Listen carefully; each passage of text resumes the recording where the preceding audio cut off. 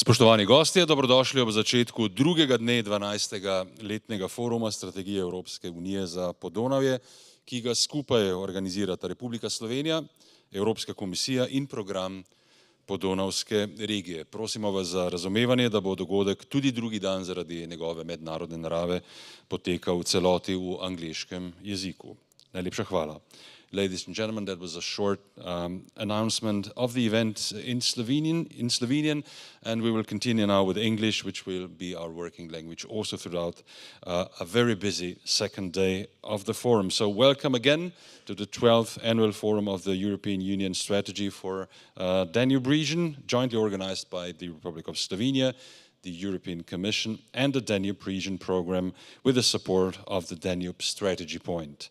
We have three parallel sessions in the morning taking place right now. And here in the Grandis Hall we will discuss the knowledge-driven society, focusing on the regional search for the competencies and skills of the future professions.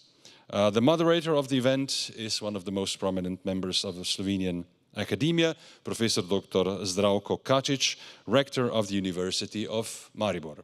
Please.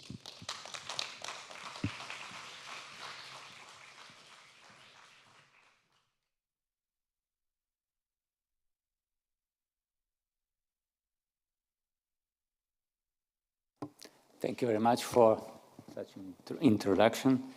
I would like to call my colleagues panelists to come to the podium. So please, Professor Viktor Nedović, Mr. Mitja Jermol, Professor Dr. Dieter Hartwig, Ms. Katarina Čefabajeva, Ms.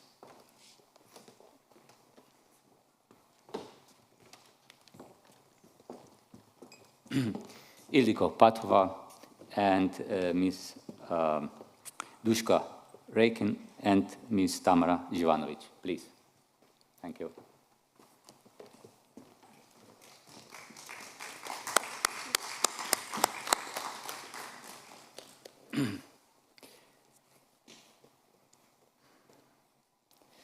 So, the time ahead of us is definitely challenging.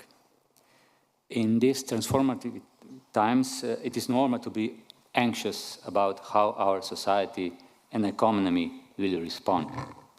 Although there are several possible scenarios, it is clear that the way we work will change and evolve more rapidly. What we can understand today with some certainty is that the implemented policies will lead to a shift towards products and services that are environmentally sustainable, socially responsible, and ethically produced, what may further drive the need for more digital sustainability, personal, social, and civil skills. Multiple documents, such as the Council conclusions on the modernization of higher education titled Education, Youth, Culture and Sport, Council meeting in Brussels, 28th and 29th of November 2011, or OECD Foresight, as well as the Gartner Foresight Report on Education, May 2022, show that there are several factors that will influence the professions of the future in Danube region. One of them surely is its ability to keep and attract skilled people that will be bearers of breakthrough knowledge and cutting-edge innovations. Every government is certainly interested to know what strategic decisions need to be taken in the next decades to ensure a socially and economically sustainable society and wisely navigate uncertainty and complexity towards professions in the future. Today's panel will provide an opportunity to explore the key issues and offer possible recommendations for policymakers focusing on the guided questions. Keynote speakers will set the scene how our society and economy will function in 2040. It is certainly a huge challenge to get a glimpse of society in 20 years' time, especially given today's pace of development, which can be fairly certain increase in the future. We should therefore probably not be blamed if our predictions today do not turn out to be fully realized in 20 years' time. I believe that, as has been the experience in these cases on many occasions in the past, there is a strong likelihood that they will be exceeded. I will ask all the panelists the main guiding question, then I will pose a more topical question which will be answered by each of the panelists according to the expertise. At the end, I will sum up the conclusions of today's panel. You, respected audience, will have also the opportunity to ask the questions at the end. Please allow me first to more completely introduce the panelists. So, Professor Dr. Dieter Hertweg is professor at Reutlingen University of Applied Sciences and former leader of work group Digital Danube of Priority Area 8 EU SDR, coming from Germany. Mr. Mitya Yermol, UNESCO Chair of Open Technologies for Open Educational Resources and Open Learning at Josef Stefan Institute, coming from Slovenia. Ms. Duška Rekin and Ms. Tamara Živanović, 2022 PORI Award winner for VEVO, coming from Serbia. Ms. Idilko Pathova, the Director of the Lifelong Learning Unit at the Secondary Education and Long Life Learning Division, Ministry of Education, Science, Research and Support, coming from Slovakia. Katarina Čehovajeva, Executive Lead of the Danube Tech Valley Initiative, also coming from Slovakia. Professor Dr. Viktor Nedović, Director, Serbia Accelerating Innovation and Growth Entrepreneurship Project, coming from Serbia. So these are our panelists. And before move on the guiding question, maybe some thoughts and data for an easier introduction. The World Economic Forum has calculated that 14 million jobs will disappear worldwide over the next 5 years, and a quarter of all jobs worldwide will be significantly affected. The biggest challenge are expected in the media and entertainment industries, while the smallest changes are expected in the hotel and catering industry. In total, 69 million new jobs will be created by 2027, according to the survey of more than 800 companies with a total of 11.3 million employees, but an estimated 83 million will disappear. This means a net job loss of 14 million, or 2% of the current workforce, according to a report published by the World Economic Forum in May 2023. Governments and businesses need to support change towards the jobs of the future by investing in education, retraining and social support systems, said Saida Zahidi, Executive Director of the World Economic Forums, according to the German news agency DPA. People should be at the heart of the future of work. I think this is clear.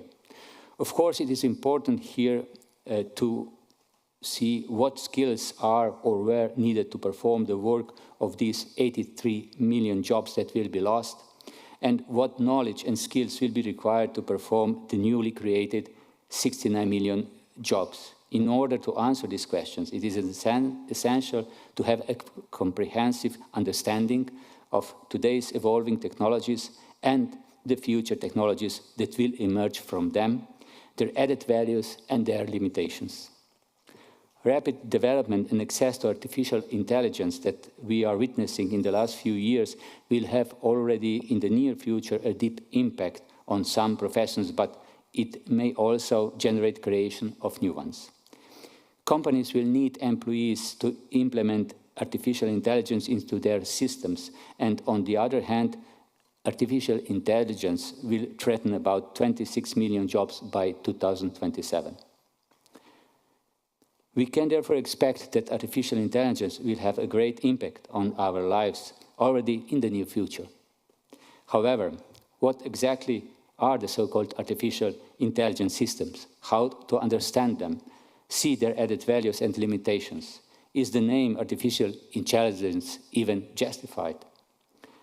As we know, the phrase artificial intelligence was first proposed by John McCartney of Dartmouth College, Marvin Minsky of Harvard University, Nathaniel Rochester of IBM, and Claude Shannon of Bell Laboratories telephone laboratories in a proposal for a 2-month Dortmund summer research project on August 31, 1955.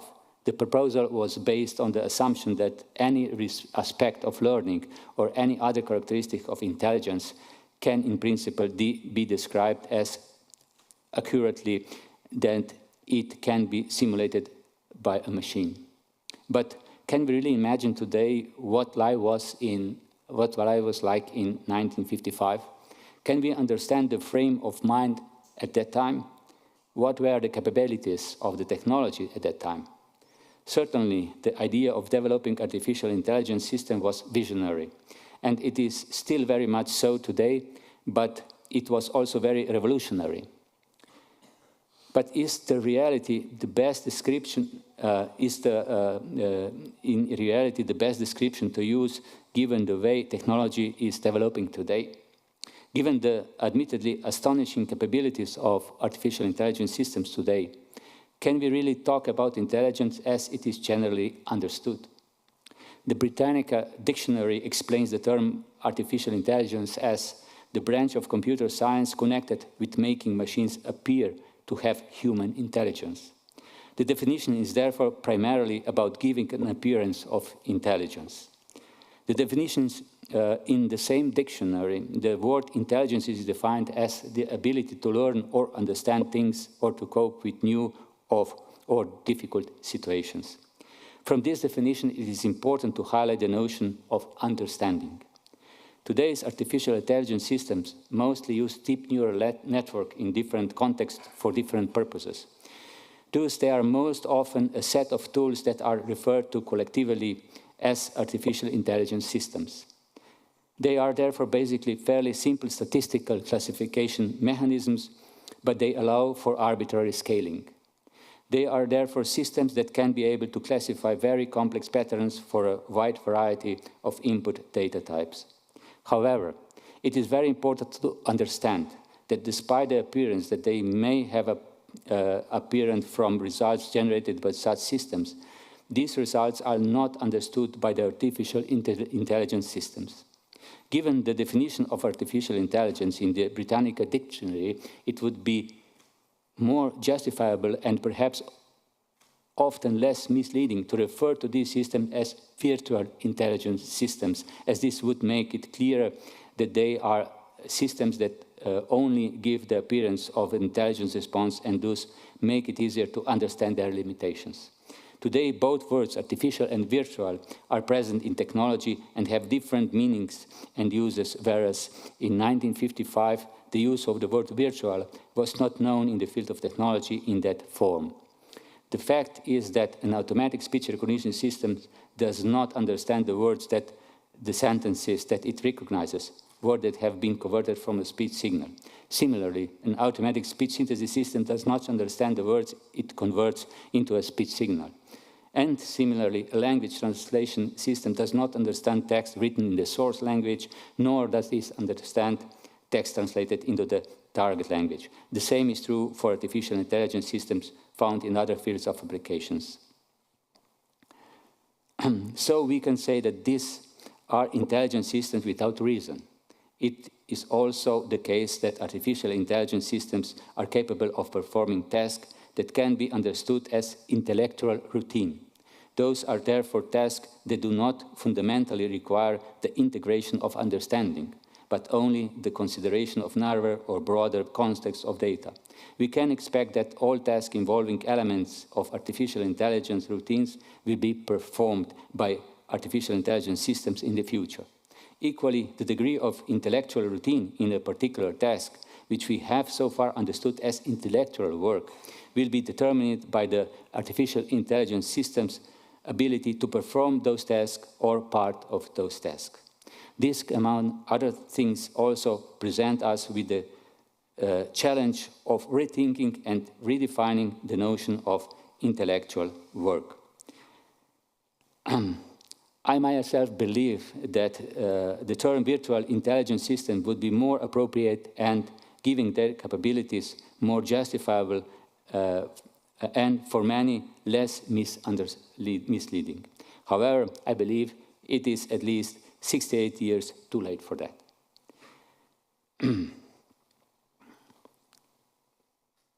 However, we must also bear in mind that future will not be shaped by artificial intelligence systems alone, but will very often be used in combination with or embedded in other technologies being developed today. Thus, an artificial intelligence systems evolve, it is essential to take into account also the evolution of the technologies of 5th, 6th, and 7th generation of mobile communication, concept of Industry 4.0, which in simple terms will push workers out of production processes in factories through its full automation, robotization, and also autonomous devices, humanoid robots, as for example Boston Dynamics robots, and autonomous vehicles, what all will pose a major challenge for the future and to some extent will require a redefinition of the place and role of the human being in modern society. On the basis of these cues given, I now propose to turn first to the guiding question which I will address to all the panelists. And that is, what knowledge, skills, and competences will be needed for the profession of the future? So, I would first like to ask this question to Ildiko. Please, your opinion. Yes. Thank you very much for inviting us, and also thank you very much for taking lifelong learning department into the center of the attention and also sitting in the middle of the panel. So thank you for this important role. So the 4 fastest growing high demand emerging skills, as Professor Kranju already told, there are skills related to the artificial intelligence. I personally would believe that this is like machine learning.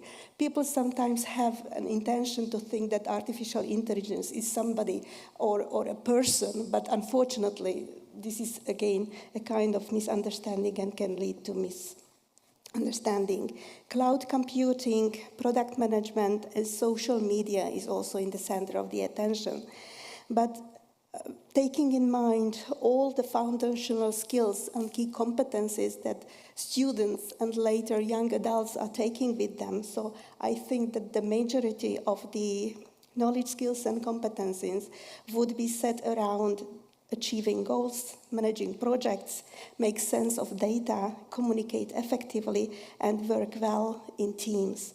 So these are the skills that are more important than ever when we are talking about readiness to engage in understanding and planning for the change of skills over the long term.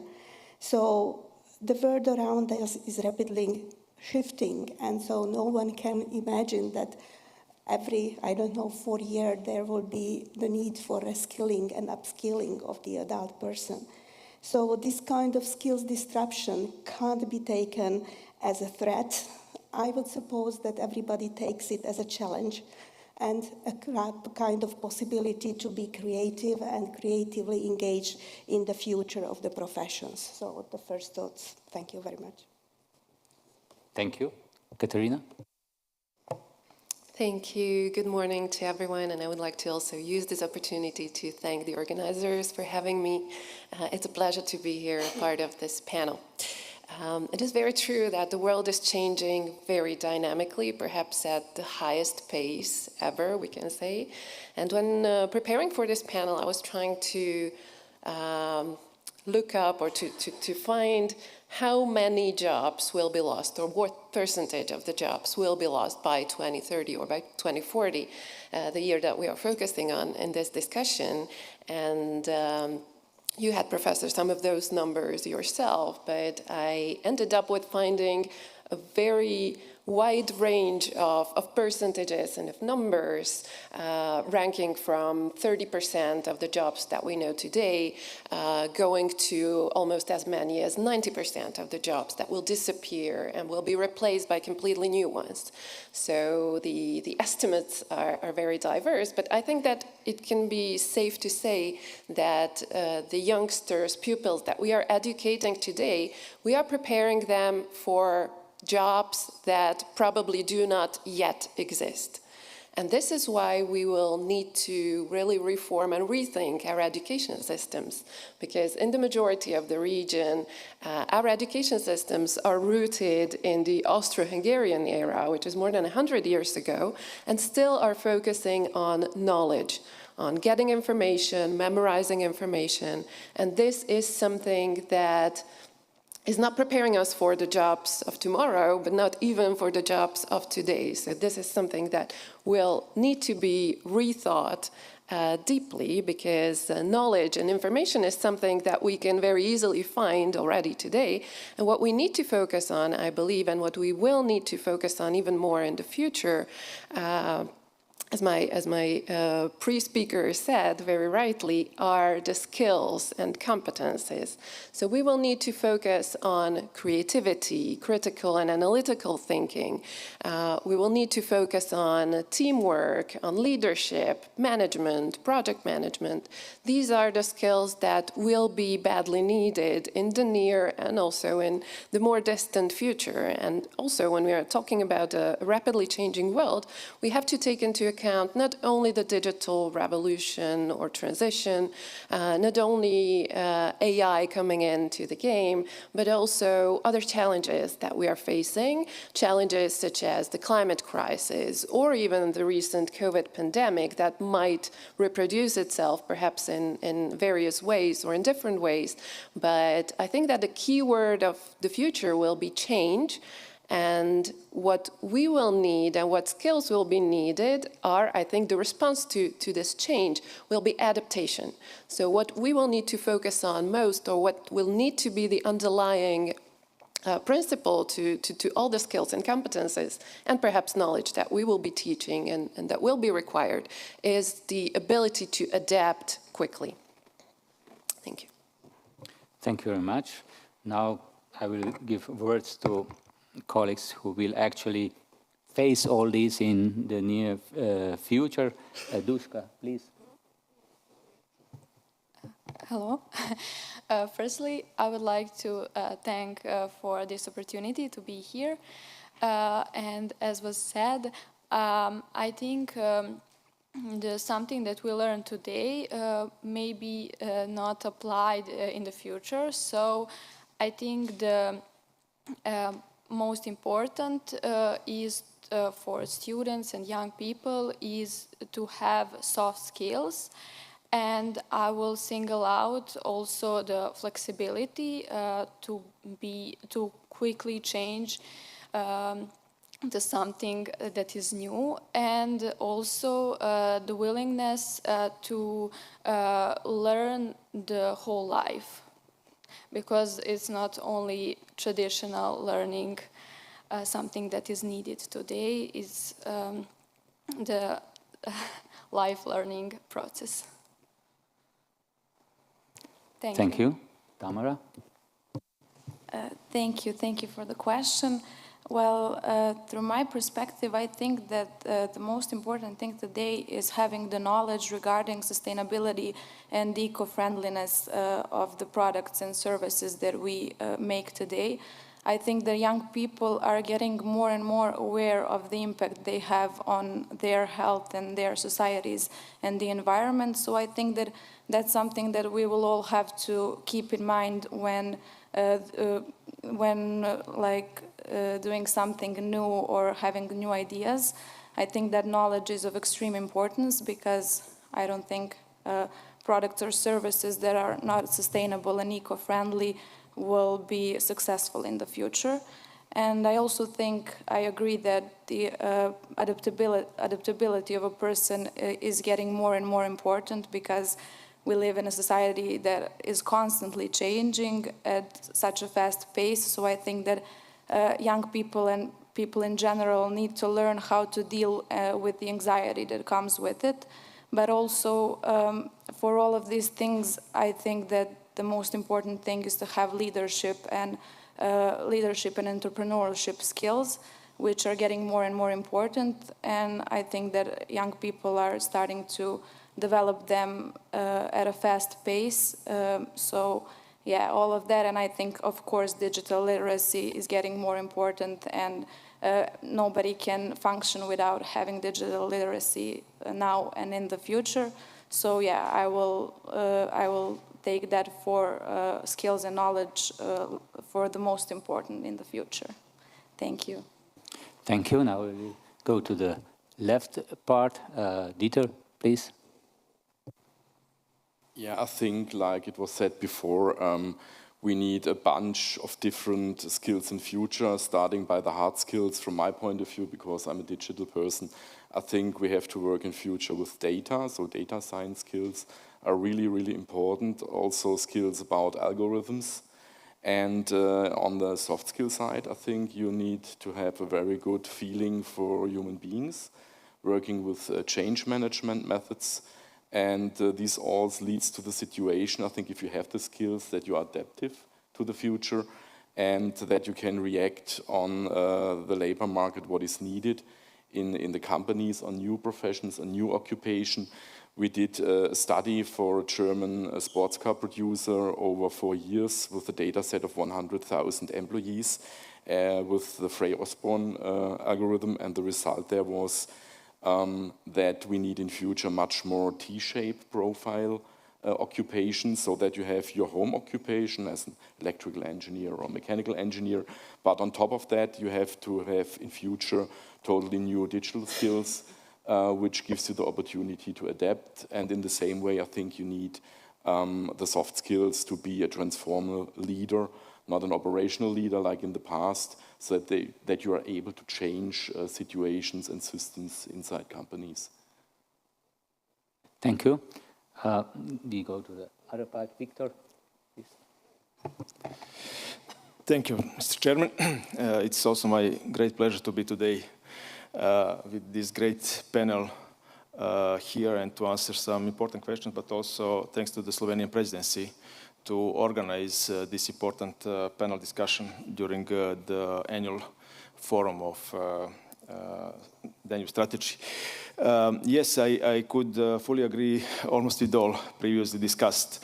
What else I would like to add, to do not repeat what is already said, is that in the future, university should play really important role. They are playing this very important role, but in the future they should also predict many of these aspects we are talking about today and prepare themselves new curricula, new programs, and educate and provide the necessary knowledge and the necessary skills to the students. But it's not an easy task for sure.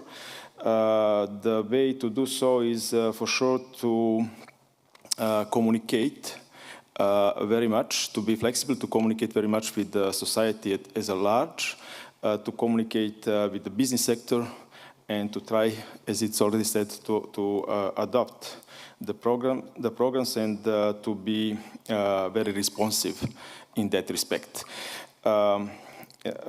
In that respect, as somebody who is co-coordinating Priority Area 7 of the Danube strategy, I would like to mention that a very important role in that respect is also on us in the Priority Area 7, Knowledge Society, as we are dealing in our work inside the strategy itself with the higher education aspects, with mobility aspects, with IT-related aspects. From that perspective, and having the particular working group on higher education and mobility, I think that that is very much connected with the Danube Rector Conference. I think it's on the regional level. From that perspective, we could work and again give a kind of recommendation for the future, necessary knowledge and necessary skills. I will let you know a little bit more what we are doing at the national level, but in the later phase of it. Thank you. Thank you very much. And Mitya? Thank you for having me here. And as usual, the last one answering the question has the most problems. Really. So actually, what to add on or what you said. So so there are several perspectives which we need to consider as well. So 2040 is a long period. The case, for example, would be if we were sitting here last year, in the same time last year, we will be discussing different things.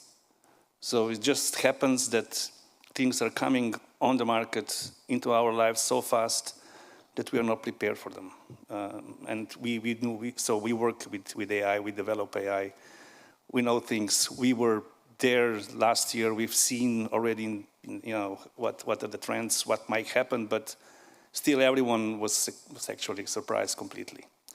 Now, in the similar way, you can of course ask what would happen with all the other developments that are going on in nanotechnology, for example. It would be a crazy thing when this will come out. Biotechnology as well. So those are the very, very important trends. And now if you combine these trends to the younger generation and how they work today, there are completely different sorts of skills needed. And we, the old generation, we think, the school, the lectures and the professor and this university and you have the diploma degree and so on. Today, most of the software engineering work is being done from home, by individuals. They're not employed anymore at companies. Today, the largest competitor to Google and all the bigger companies in IT are open source communities, not other companies. So the question would be how the jobs will look like, or whether there will be, companies as we understand today in 2040. Most probably not. Most probably there will be a completely different environment. And now the younger generation, with their growing up period when they grew up with the social networks, with the global perspective, they will be having a completely different approaches to jobs. And now if I go to the second stage, which would be AI, and killing the jobs and replacing people and so on. So if you ask yourself how much of the work that you're doing today is really something that you want to do, and you have plenty of analysis being done in the past, and it's roughly around 80 to 20. So 80% of the work that you have to do, you have to do. And you say, oh, Jesus, I need to do this 20% of work, and then I can do the 20% I like. Now, what AI is bringing today is not really killing the jobs. It's not happening really as we predicted. It's more like trying to automate things that you are not willing to do. Because at the end of the day, it's up to you. It's up to the individual whether you will use these tools or not. It's not about AI pushing you into that. It's up to you. You will decide whether you want to answer emails by the LLM, ChatGPT, whatever. You are the one who would say, okay, I want to, I did last time an experiment. We do a review for European Commission, for the NATO, for many different international organizations, and using something which is a large language model to review a project, it works. But you have to check it. And when you do the check through what comes out from the system, then you need to know more than when you just read it. So there are examples that we have in this, let's say, the other part of which would be the educational arena, where people are now, let's say the more progressing professors are using large language models to create false narratives and then give false narratives to students, because when you need to kill the false narrative, you need to understand better than when you're starting from the scratch. So it's up to us how to actually use all these new technologies, including the ones I mentioned before, so biotech and nanotech. But certainly we cannot predict anything by 2040. It's just too far away. Next year, sitting here will be completely different again. Thank you for your comments to all of you, and I agree with you. To predict what will be in 40 years' time, it is a mission impossible almost, but we will try to accomplish this mission. So thanks to all the panelists to answer this question or to get your impression of this question. So now we go to the questions that will be devoted to each of you. First question is, what measures and strategies in terms of knowledge generation and skills development need to be undertaken? Victor, please, this is your question. Thank you once again. Yes, when I prepared myself for this panel, I checked also the documents. We are in the stage of the preparation, or we already prepared at the national level to answer as much as possible to these new challenges. And for sure, I can start with the strategy of education or development of education 2030, in which it is foreseen the necessity to provide the new skills, the new knowledge and competencies to the students, but also to the teachers. That means it is predicted by the measures, but we will see how it will be performed and how it will implemented in practice. At the same time, there is particular measures that are focusing on the pedagogical part of implementation of the whole process, and the third part of the measures is related to the digitalization of the whole system. That is all three components necessary to be in place and to be successful in this endeavor. From the other side, and based on my current activities, we are trying to do something in this respect that could partially answer the questions through the SAGE project that is aiming to change mindsets and provide new skills to the research community through the transformation of RDI sector in Serbia and also through the different kind of programs of our Science Fund and Innovation Fund. That means we are dealing with RDI transformation, also with some newcomers in our ecosystem. That is for sure Institute for Artificial Intelligence, that is one of the rare, I think, in this part of Europe already established, and dealing also with the strategy of artificial intelligence that is developed a few years ago. In that respect, we are trying to accommodate all of these necessary soft to hard skills to be provided by the project to the research community to bring them on the next higher level. But also we are dealing more and more with what our colleague Mats mentioned with these nano and bio-related issues. And we are on the way to establish the future European Biocampus, Bio4 campus in Belgrade, in Serbia, with the initial investment of 300 million euros for the first stage. And this complex should start with the building by the end of this year. It will be the place where the research community and business community will meet and further developed. And artificial intelligence, again, has a very important role in this concept. That means, by the project itself, we are trying to accommodate all of these necessary things to provide, at this very moment, according to the knowledge we have at the moment, all necessary trainings, coaching skills to the research community, but also to the business community through the Catapult program of our Innovation Fund that is dealing with the acceleration process of small companies by including, from one side, very serious mentoring process by mentors all over the world, that are coming from all over the world, and also by investors that will future invest in that. It is very layered, very complex project, but we are really hoping that by the end of the day we will really make the step forward and find the possibility to, in some of the parts of this process, really change the approach, but also to bring the skills and knowledge on the next level. Thanks. Thank you very much. Now we will go back to you, Mitya. You partially addressed the question that I will pose today. So how will the artificial intelligence transform the future professions?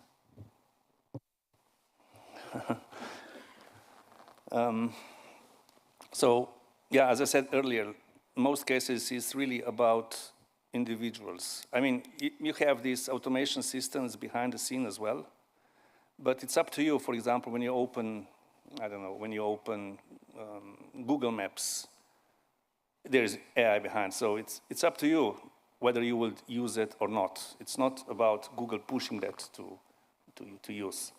So it's really about thinking how AI can ease part of the work that we are doing daily and how AI can actually help doing things differently as well. And it's not just about automation jobs in industry. It's also about the white collars so jobs that we are doing. And right now we are discussing about the scenario when you will actually connect, and technically this is already possible. You just connect large language models to the real environment, and there is no particular issue why a large language model would not create a new idea, a new scientific discovery, and test it through IoT and services to the environment. And then since we are the scientists and researchers, of course, we will ask ourselves, so where is our place right now? What should you do differently? How should we collaborate? And this is why quite a lot of work is now in the research area as well being done on the so-called human-centered AI, where actually is always like putting two systems together, which, I mean, human is not a system, but two kind of parts together that they have different sorts of capabilities. And when you combine those things together in a proper way, then both are benefiting. So it's a kind of a symbiotic relations between human and machine, which are in the old definitions of AI you talked about in the introduction. But it actually influences everything. It influences everything. I mean, there is no particular issue why you would not have a psychiatrist, which would be an AI. You have already systems like this. So you have systems that are actually trying to talk to you to prevent you to do the suicide, which is, a usual work for somebody who is a psychiatrist and experts on that. And people are using this because it's online, it's easy, it's friendly, it's personal. So it really depends, but certainly, if you look at AI in particular, there are three elements. So one is data collection, and you have jobs already today, which are not named like this, but are in a kind of jobs like this. So, for example, data detective, which, last year would be crazy, but now it's funny. And next year will be serious. Or data archaeologists, people who are digging into the, lost data. And, you have systems of systems in any organization, and they don't know what is going on, in particular in the old style of financial institutions. Then you have the other part, which is data analytics that you mentioned already, right, as well. So how to use this information, what to do with this, so have these competencies, so what to do with this, in all domains. So that goes from agriculture, cities, everything. But then the most important part is the interpretation of the results. And the interpretation of the results should be done by humans. But in order to do the proper interpretation of results, you have to be very, very knowledgeable. So there is no answer pretty much about what would be there, but certainly those are trends that we see. We don't think that there would be that something that would be like coding capacity for AI is something that would spawn out, because right now we are more or less at the edge of the research on algorithms. There might be some new coming out, but all the stuff that is now being reinvented, the concepts on AI, these large language models or neural networks are from 70s, last century. It's nothing new. It's just a different capacities and surroundings different so that it works.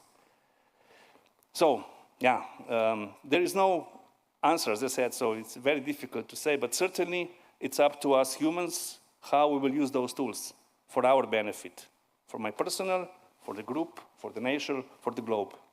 And, you know, the younger generation knows that pretty well. Okay, thank you very much. So today we could say there are two buzzwords that are mostly present, and first is artificial intelligence, and the second is digitalization. So how does digitalization transform future professions, Dieter? Please, the presentation also. Okay, I think to come back to the question, AI is more or less a discipline of digitalization, and you need the data and the digital processes to work with artificial intelligence algorithms. What we did in the past and what I want to show you now is a bit the question, how are the actual job profiles determined by different forces. I think we had at first, at the moment, the question of the demographic influences on the job profiles. We have the ecological dimension, and we have, for sure, also short-term crisis who leads to a behavior like using much more video conferences, and the knowledge of digitalization is going to the society that shapes, at the end of the day, our job profiles, even in companies. And what we did was a study in 2017. We have an 8-year cooperation with a German car producer where we are working on this topic. And I did this study together with Natasha. She's here today, a researcher from my group. And we realized that we need in future in the companies much more occupational and professional jobs that have this T-shaped profiles, like I mentioned it before, so that you have digital skills on top of your classical education in electrical engineering, in mechanical engineering, in business administration. And like Mitya said before, even on the white-collar sector, it's meanwhile the case that, for example, AI is changing the whole game, but it's used in the companies mostly really to get rid of routines you don't want to have, and you use it, then the technology also to support your profession you are doing. And so what we could see is that about 25% of the jobs will change significantly based on this data set of 100,000 employees, and that the other jobs will have a major influence on digital technologies. And what we also realized is that we need in future a lot of different digital skills on the company sides, like AI methods, the business modeling skills to think in models as a representation of reality, then serious digital skills like cybersecurity skills, cloud computing skills. At the end of the day, you need to have nearly on every job a data scientist knowledge or know-how, how to work with data, like we heard it before. And what we realized also is that you need a totally different skill planning procedure in companies in future, like we have it today. Today, if you go into new business models, the CEO and the others plan the new business, and at the end of the day, they give it to the HR people and say, so now for the staff member we need, and it could be the staff members are not available on the labor market, or they are just around the corner and they need 3, 4, 5 skills more, and then you have not to get it from the labor market. So what we did is a method where you plan your new business based on enterprise architecture modeling, and there you identify the skills in a collaborative shared process, planning process, and all the rest is then supported by AI. So once you have the skill in the model, you can press the right mouse click, and then you get from Udemy the fitting, for example, lectures you need to skill up your people on the right position in the architecture. So this is a thing we are research on at the moment and what we try to implement into the company. And the last thing what we did beside our, I would say, executive education as a university together with this company is that we go into new formats. So what they do at the moment is they give their employees in the age of 40 who are already working in the company 1 year off, and they pay this 1 year off for university level upskilling in digital skills. And that's a thing, a program we are doing at the moment, 2 programs, one on enterprise architecture management for the whole company, so more than 40 divisions are involved in this company, and the other program is a mixed program on shop floor automation, where we have a mixture of pre-skilled academics and non-academics, which is a challenge for us as a professor. And so we go there totally new ways, because you won't get in future so many high-skilled people on the labor market, or they are so expensive that it's an alternative to spend this money on your existing workforce. And so that's a new way we are going at the moment, and it's a program from the first study into 2017 to the programs at the moment we build up step by step, and where we were able to gain all these experiences. And so I think you have to think about AI topics and digitalization topics much more embedded into organizations, into planning processes. I think that's also a future direction we should keep in mind. Thanks. Thank you very much. So now we go from the scientific or academic point of view to reality, I would say so. And the next question is how to improve interconnectedness between future labor market demand and the offer of knowledge and skills. Ildiko, for you. Yes, thank you. And this is also a very difficult question to answer, but the key is here, I think, the cooperation, as it was already said, between the businesses and the education sector.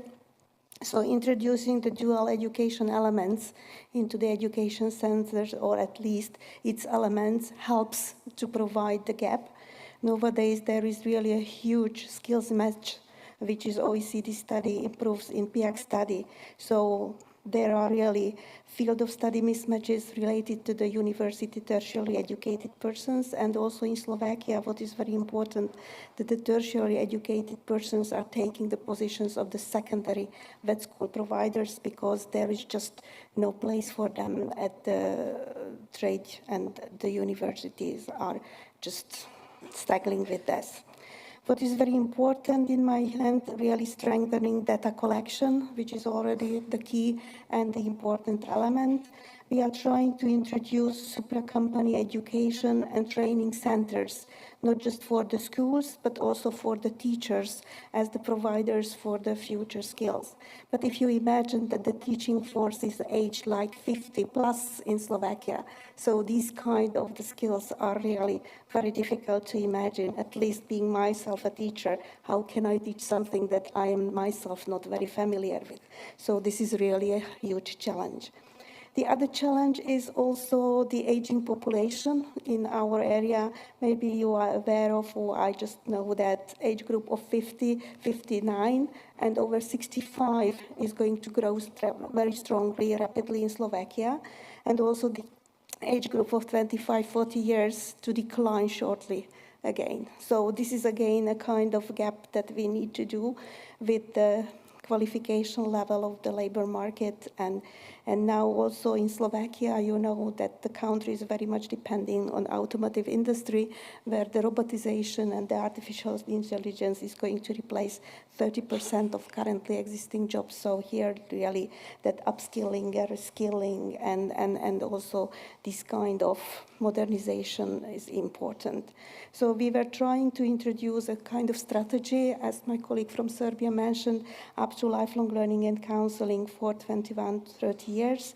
And what is main goal in us to put the center of the attention, the individual person, its needs and its knowledge, skills and competencies, and to show them the training path where he or she could grow and be effectively and usefully fulfill their individual needs, potential in personal work and also civic life. So here the combination is something that we really need to be aware of, and it's really a work to be done, and it's going to be a very hard work. Thank you. Thank you very much. As you said, it is a difficult question, so I will pose it again because there are definitely different perspectives. So how to improve interconnectedness between future labor market demand and the offer of knowledge and skills from the view of the Danube Tech Valley. Katerina, please. Thank you very much, Professor, for this question. We at the Danube Tech Valley Initiative see two big challenges or obstacles that we are facing when we're trying to prepare the job markets and the offer of talent to the demands of the job market in the future. And the first of them is education, that I already mentioned in my first response, that we have in the region. I don't want to generalize, but I think in most of the countries of the region, we have quite obsolete education systems that are not ready and not flexible enough to prepare the students for the future job markets and provide them with the necessary skills. Just to illustrate it, for instance, I'm from also a university environment myself originally, and when I was working and teaching and doing research at university, the set of KPIs, the key performance indicators that we were evaluated by was, for the university, it was the number of doctoral students, it was the number of students, and a wide variety of indicators. Then it was the research, so how many current content publications we had, how many citations, all of these things, or how many Horizon Europe and equivalent projects. But not one single KPI focused on the quality of education or on how the graduates of the university are doing on the job market. And these KPIs were used to shape future education policies. These KPIs were used to, very importantly, distribute money, as we were a public university. But what always struck me was that I'm not once evaluated on how I teach and what I teach. So this is one of the big problems, the education. Second problem that we are facing, still within the education perhaps, is that we are focusing too much on these initial stages of education and have very little with lifelong learning. And I'm glad that we have a lifelong learning unit at the Ministry of Education in Slovakia, and I hope that this will be something that the whole region will focus on more, because we desperately need to reskill and upskill the existing workforce, not only the workforce of the future, but also the one that we have now. And it is also one of the priorities of the European Commission. The second big problem, apart from education, that we are seeing is the problem of brain drain in this region, because it will be very hard to be prepared for the knowledge society, knowledge-driven society, if we are losing the best of our talents to Western European countries or USA or in the other parts of the world. And we are living much of our territory, many of our countries are in the EU, where talent circulation and workforce circulation is one of the basic rights and achievements that we have. So this is in in no way to try to retain that talent in the region or in our countries, but we need to think about how to attract talent or how to compensate for that brain drain in order to be successful.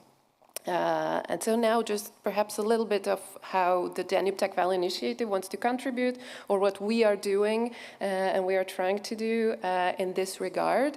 So just to introduce with 2 sentences the initiative, it's a non-governmental initiative launched by Globsec, a think tank based in Bratislava. The initiative itself was launched roughly 18 months ago in last May or June last year. And the idea or the main purpose of the initiative is to boost the innovation potential of the Danube region. We are very proud and happy to be a flagship project within the priority area 7 of the EU SDR.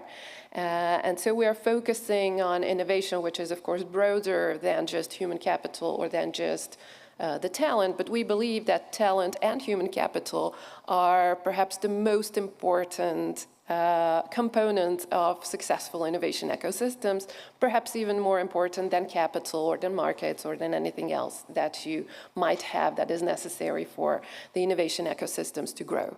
And so we are focusing quite heavily also on the human capital pillar of our initiative. And I would mention 2 or 3 distinct projects just very briefly that we are doing. The first of them is what we call the Danube Excellence Campus.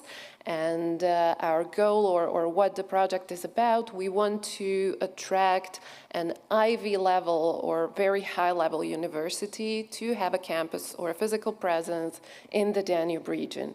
We believe that this would in a way shake up also the existing university environment, that it would help to universities to better interact and to better perform in terms of research and innovation, that it would bring some best practices and good examples, for instance, in terms of university spin-offs and in terms of practical education for the students. And it might also be kind of a remedy, or at least a partial remedy, to the brain drain that we have.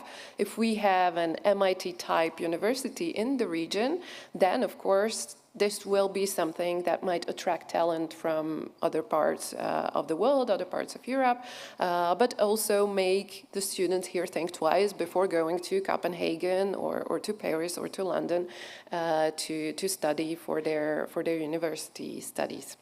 We are currently in negotiations, and we have a partnership, a memorandum of understanding with Georgia Tech University based in Atlanta in the US, which is one of the top 5 technical universities in the United States. It's the fastest growing one. So we hope that we will be able to somehow make sure that they would come and have this physical presence in the Danube region to the benefit of the whole region. Another project that we are working on is called the Danube Bottom-Up Hub, because while we are aware, and I mentioned it already, that we need some education reforms, this is something that is coming very hard. One, from political reasons, it has been hard, and we have seen it in many of our countries, including my own country, Slovakia. But even if we decide today in all of the countries to somehow reshape our education systems, the results of those reforms, even if they were the best ones, will be seen in a decade, perhaps at earliest, because that will be when the first graduates of these education systems, of these new and reshaped education systems, will come out. And so what is very important, we have realized, and research has proved it as well, are the bottom-up initiatives coming from NGOs, from different organizations that are offering reskilling and upskilling courses, very often concentrated on the lifelong learning. And so our aim at the Danube Tech Valley Initiative is to pool all these initiatives, all these activities together and create kind of a bottom-up hub that would serve to all the countries of the region, to all the institutions and organizations, to gather best practices, to help spread the success stories and things that work into also other countries of the region and other areas of the region. So this is our second project. And the third one that I will mention just very briefly is our Danube entry focal point, which is the idea of this project is to have one single point of entry for talent from countries outside of the region, that often these people, highly talented people that would come and somehow compensate for the brain drain that we are facing, they are facing very big and severe obstacles in coming and making just their lives, establishing their lives in the countries, mainly with the very negative connotation that migration has brought about with the migration crisis and rather the political crisis that have come out of the migration phenomenon in Europe and in the Danube region in particular. So this is something where we want, and we are talking to governments and government representatives throughout the region to make one single procedure, one single set of rules, one single entry point for this talent, for them to be able to come and work, for us to be able to achieve together the objectives of this knowledge-driven society. Thank you very much. Thank you for all the comments and opinions today. And I think we can all agree that we are addressing very, very difficult questions. And I also think that we can all agree that we are happy that we are not today making an exam, because there are much more questions that we have answers.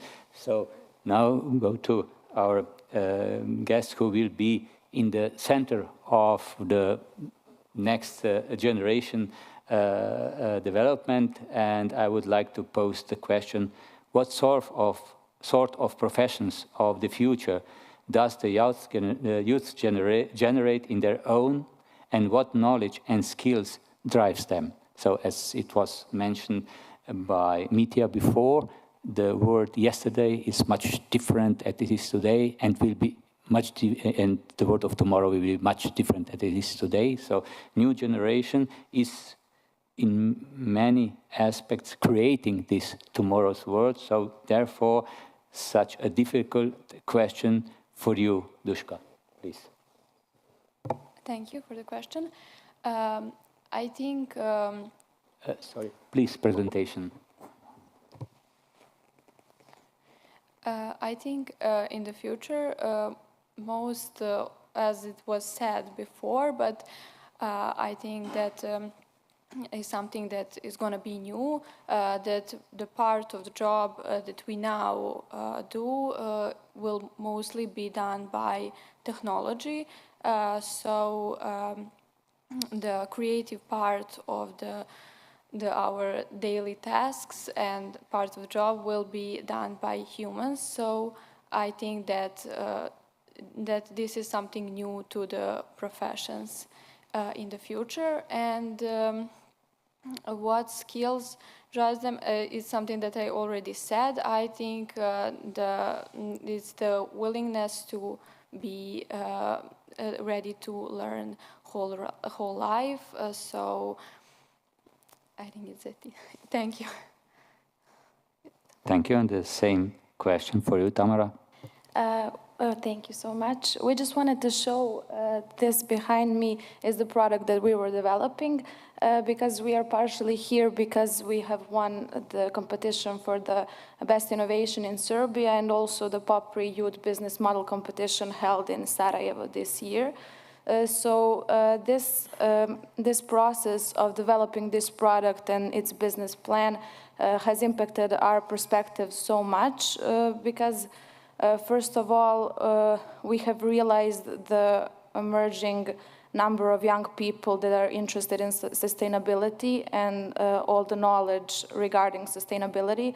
So I think that the future professions for us would be focused on some kind of entrepreneurship, but with the focus on sustainability and eco-friendliness. So that's why I think this product was so successful. It was because it is made from a byproduct that is left behind after the production of almond milk. So this is an almond-based beverage. And while doing research for this project, we realized how many young people were switching to blend-based products and so on. So I think that innovation in itself is so important, and that the skills of creative thinking and problem solving will always be important. And it was shown while doing this project, but also with the focus on eco-consciousness and doing business in an ethical way. And also, I think that young people will focus more and more on that each day. But also, I think that this project showed us how important it was to connect all these things together. All these skills and factors need to be connected together, and it just showcases the interdisciplinary trait of the future professions, since we connected innovation and sustainability and technology all together in this product, but also the digital marketing and all that is important today regarding the digital literacy. So I think that the focus would be on sustainable practices and ethical ways of doing business, but also on developing our leadership and entrepreneurship skills through projects and competitions like these. So I think that's it. Thank you. I will also add that for our project, it was important that we had diversify students in our team. So I think teamwork and different perspectives were important for our success and our product. So I will add that teamwork is also something that young people should always be working on. Thank you. Thank you very much for all the answers. Now I forced each of you to answer the specific question apart from the one that was common. But now when we finalize this round of questions, I would like to ask you if you would like to add anything to any of the questions that was posed. Yes, please, Mitya. So there was one question which is missing, and you put it there. So what should we do?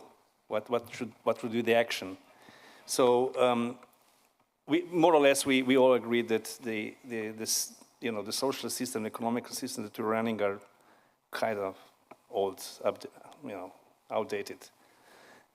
Schooling system, universities. If you want to change anything in particular in the primary, secondary school, you need 5 years, which doesn't really make sense. So how to deal, and now I'm having the head of the UNESCO chair on open technologies for open education, right? Open education is something which changes things. And we have plenty of different projects that we are running in this respect globally. But I want to say something different. So we are also involved in several startups. And so let me show you the picture how it looks like. So if you go and make a deal in the Manhattan on Silicon Valley, you are counting hours from the first meeting to the contract. You go to London, you're counting days. Western Europe, you're counting weeks. Danube region, or at least this part of Europe, we are counting months. So we have excellent universities, centers, people. We are innovative. We are counting to the dead valley, where nothing happened afterwards. And why we are losing talents? Because we don't have anything else around this innovation system that you mentioned before. We don't have this risk-taking financing environment that will actually bring the value of these people in this region into something which is an impact. Because the younger generation, the researchers at our parts of the younger people who are actually developing AI, It's not really about salary that much, then about creating an impact. And the things that you have shown is about creating an impact. And you know, us, the old generation, for us, the sanitation index is very important. For them, likes are very important. So it's about how to set up a system which will be open, flexible, transparent, cross-border, with all capacities that we have that will actually then bring this value of making an impact. This is what I want to say. Thank you very much. Somebody else want to comment on any of this question? Yes, of course. Yeah, thank you very much for the opportunity. And also there is really, I think, the two ends of one word. One is related to the innovation, research going forward, and there is a huge, I would say, capacity building necessity with the older adult people who need and lack the basic skills. So there is research, again, OECD PIAC says that every 10th adult person in Slovakia has problem with literacy skills. Every 6th adult person has problem with financial literacy. So the words are becoming, I would say, more and more divided, but we still, from the lifelong learning perspective, have to take care about the ones who are lagging behind. And there is, again, a huge potential taking these people up and using their work potential and also for the civic society and their willingness to cooperate and do the jobs which are needed for the social economy as well. Thank you. Thank you. Yes, please. Thanks a lot. Maybe just one aspect more we maybe didn't mention properly, myself as well. Internationalization. I mean, nothing of this we are discussing today cannot be solved, fixed, and find a proper solution just at one country, one region, or similar. This kind of exchange among the people through different fora to different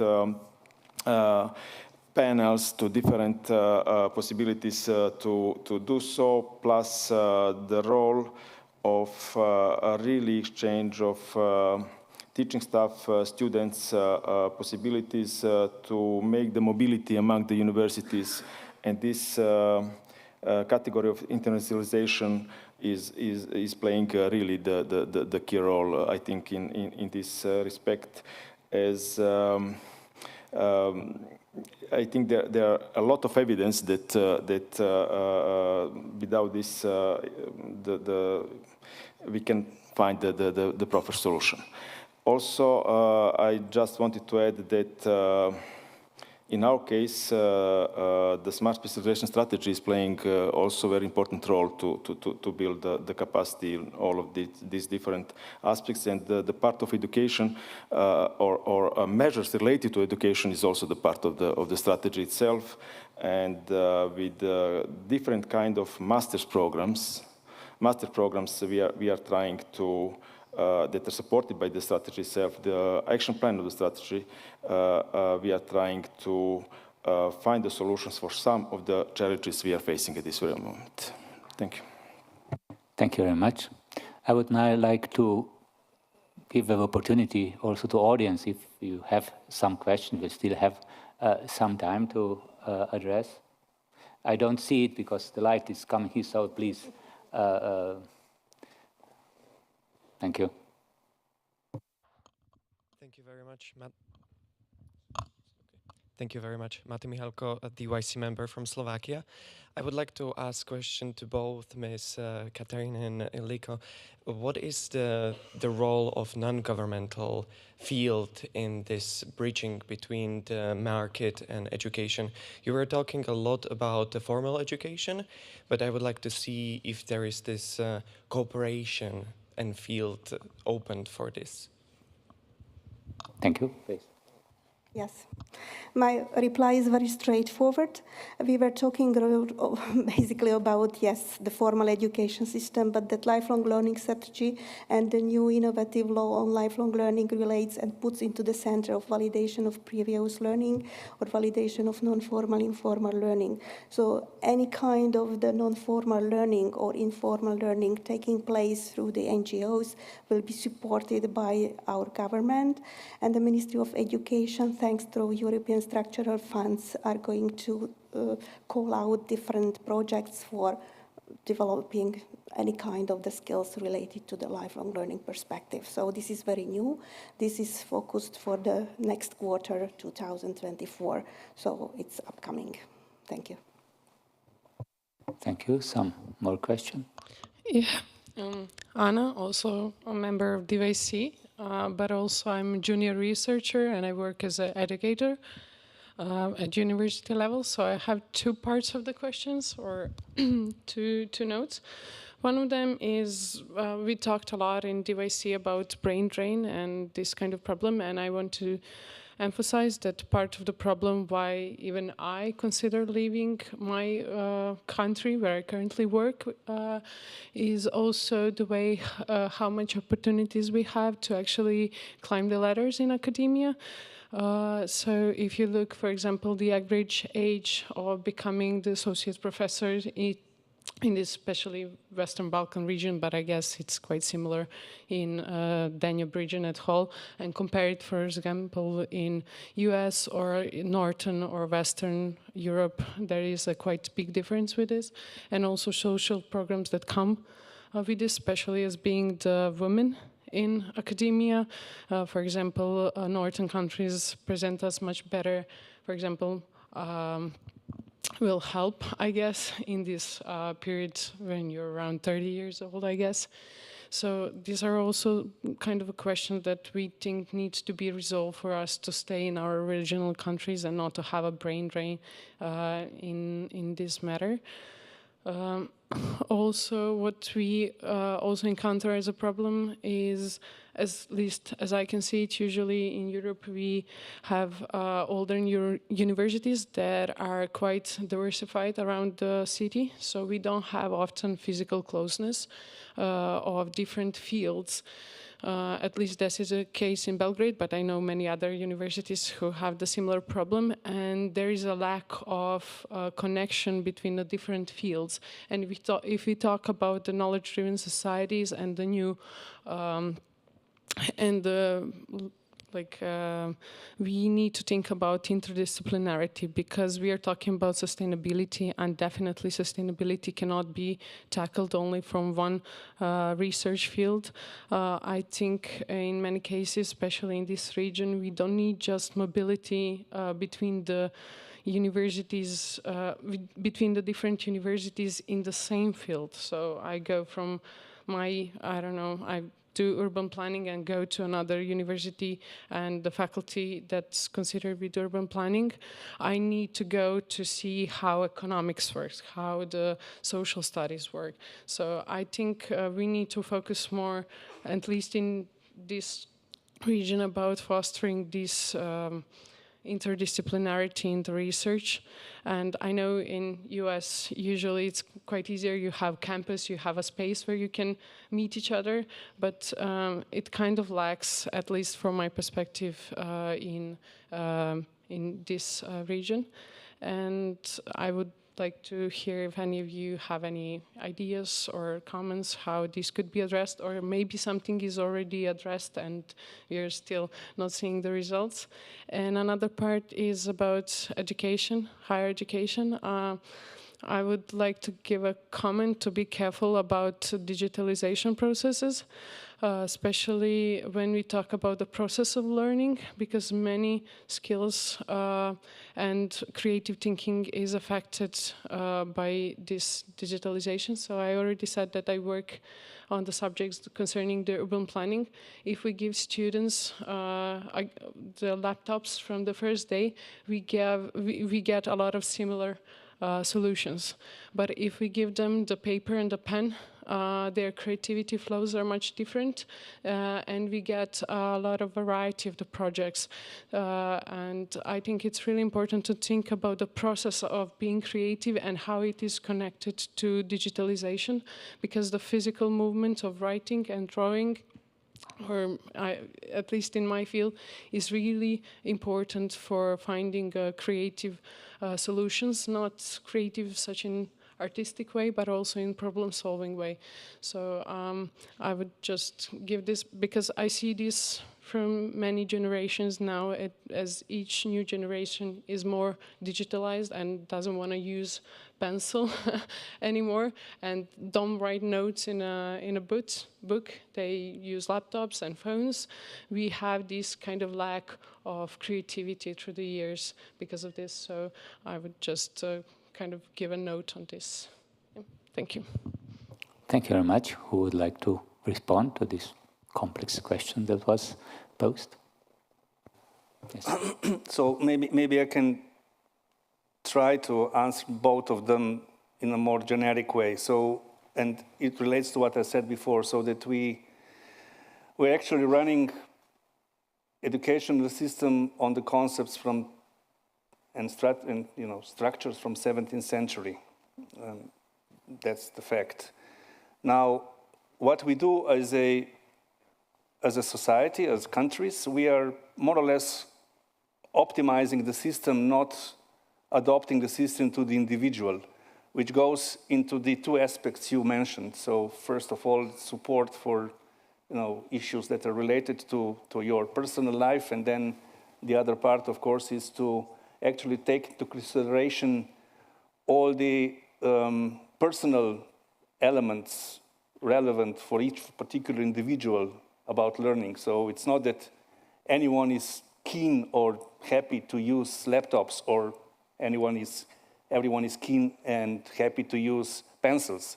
It's just there are different personalities, and if you are an educator, then you know that when you succeed, when you understand what's the best way and the best process for each particular individual in the learning process, in the educational process, to actually achieve the final goal. So I would say that, again, it's about rethinking, and it goes into all this direction that we are talking today about what would be the future. We cannot solve the future things with the old systems. We just cannot, and we are the old generation. I mean, sorry for the ladies, but we are the old generation, and So I had a talk once in a UNESCO headquarters, and I said that what we are doing is actually we are projecting our past into their future, which is completely wrong. So I hope this answered a bit, but there is, it's a long way to the point. I totally agree, but I think at the end of the day you have to be open. And as long as you're open, you realize that the world is changing. So I had a lot of interesting experiences in this direction. When we develop business models in the past, we have a creativity laboratory with a lot of traditional materials like paper, scissors, things like that. And then one day my students said, hey, you are killing trees here with all this paper. We want to have this digital. And the material was digital available. It was not a problem. And then I realized that there was not really a decline on quality, because this generation was so deep in digital thinking that I couldn't see any difference. But you have to be open. And coming back to your comment, when I studied in the old University of Heidelberg. I have to travel 3-4 kilometers through the whole city to go to my lectures. And if you go really in an interdisciplinary, I think, study, the professors have to travel normally. And the students, if you have 100 students, it's better for them. So we follow a bit this campus concept. So the world is changing. You have to be open and to be aware of the things to make your study in university still attractive. And I think that's also a kind of factor against the brain drain at the end of the day, beside the hard facts that are seriously existing. Thank you very much. I must say that there are probably plenty of other questions, but now we are coming to the end, and allow me just to thanks again all the panelists. And before I conclude this panel today, I would like just to draw final conclusions that we somehow a message of today's panel, which will be forwarded to the authorities in national levels and also in Danube region. I will just read them. So, according to our discussion today, we propose the following conclusions. The embedded programs enabling development of the Danube region on national, regional, and European level supports high added value job development for future professions, where transferable skills and competencies, as well as knowledge creation within traditional educational program and continuously in those scope of lifelong learning on national, regional, and European level. Introduction and use of new technologies shall be guided and forward based on ethical principles in the sense of responsible, sustainable technological advancements, especially in the field of digital transformation, and they shall be used to better connect the Danube region. Educators, especially the emerging European universities, shall direct their strategic planning by qualitative and quantitative foresight on the main indicators on the labor market to provide opportunities for the young generation within the educational system for the coming high added value jobs. And last, all previously recognized stakeholders of the societal transition to Society 5.0, that is governments, university associations, as well as individual education institutions, economic players and their associations and civil society, shall enable participative co-creation by the youth in the setting of the future conditions of development of the Danube region shall be their prospective center of living in the coming centuries. So I hope that this will come true in near and also longer future. And at this occasion, I would like to thank again all the panelists and the audience for the patience and for the questions. Thank you very much, and looking forward to see you next time. Thank you.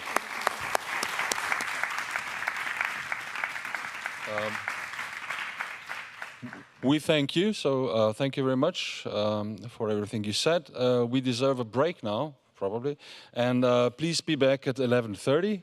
There's a coffee break actually outside in the lobby. But be back here in the Grandis Hall at 11:30 when we're gone with our next panel on how to enhance the hydrogen economy in the Danube region. So 11:30 back here in the Grandis Hall. Thank you very much.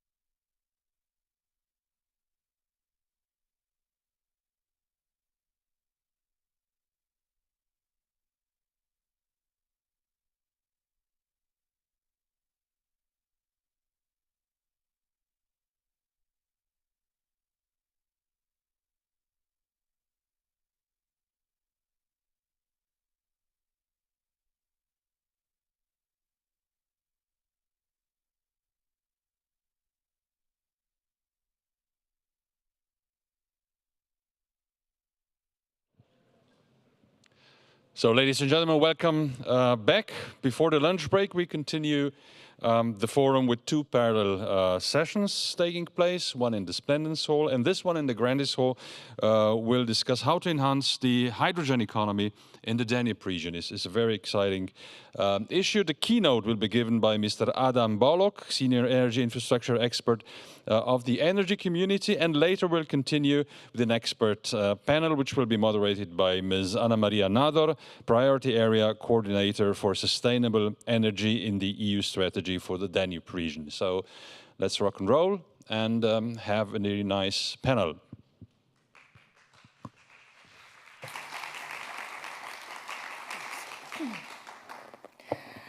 So, good morning, ladies and gentlemen.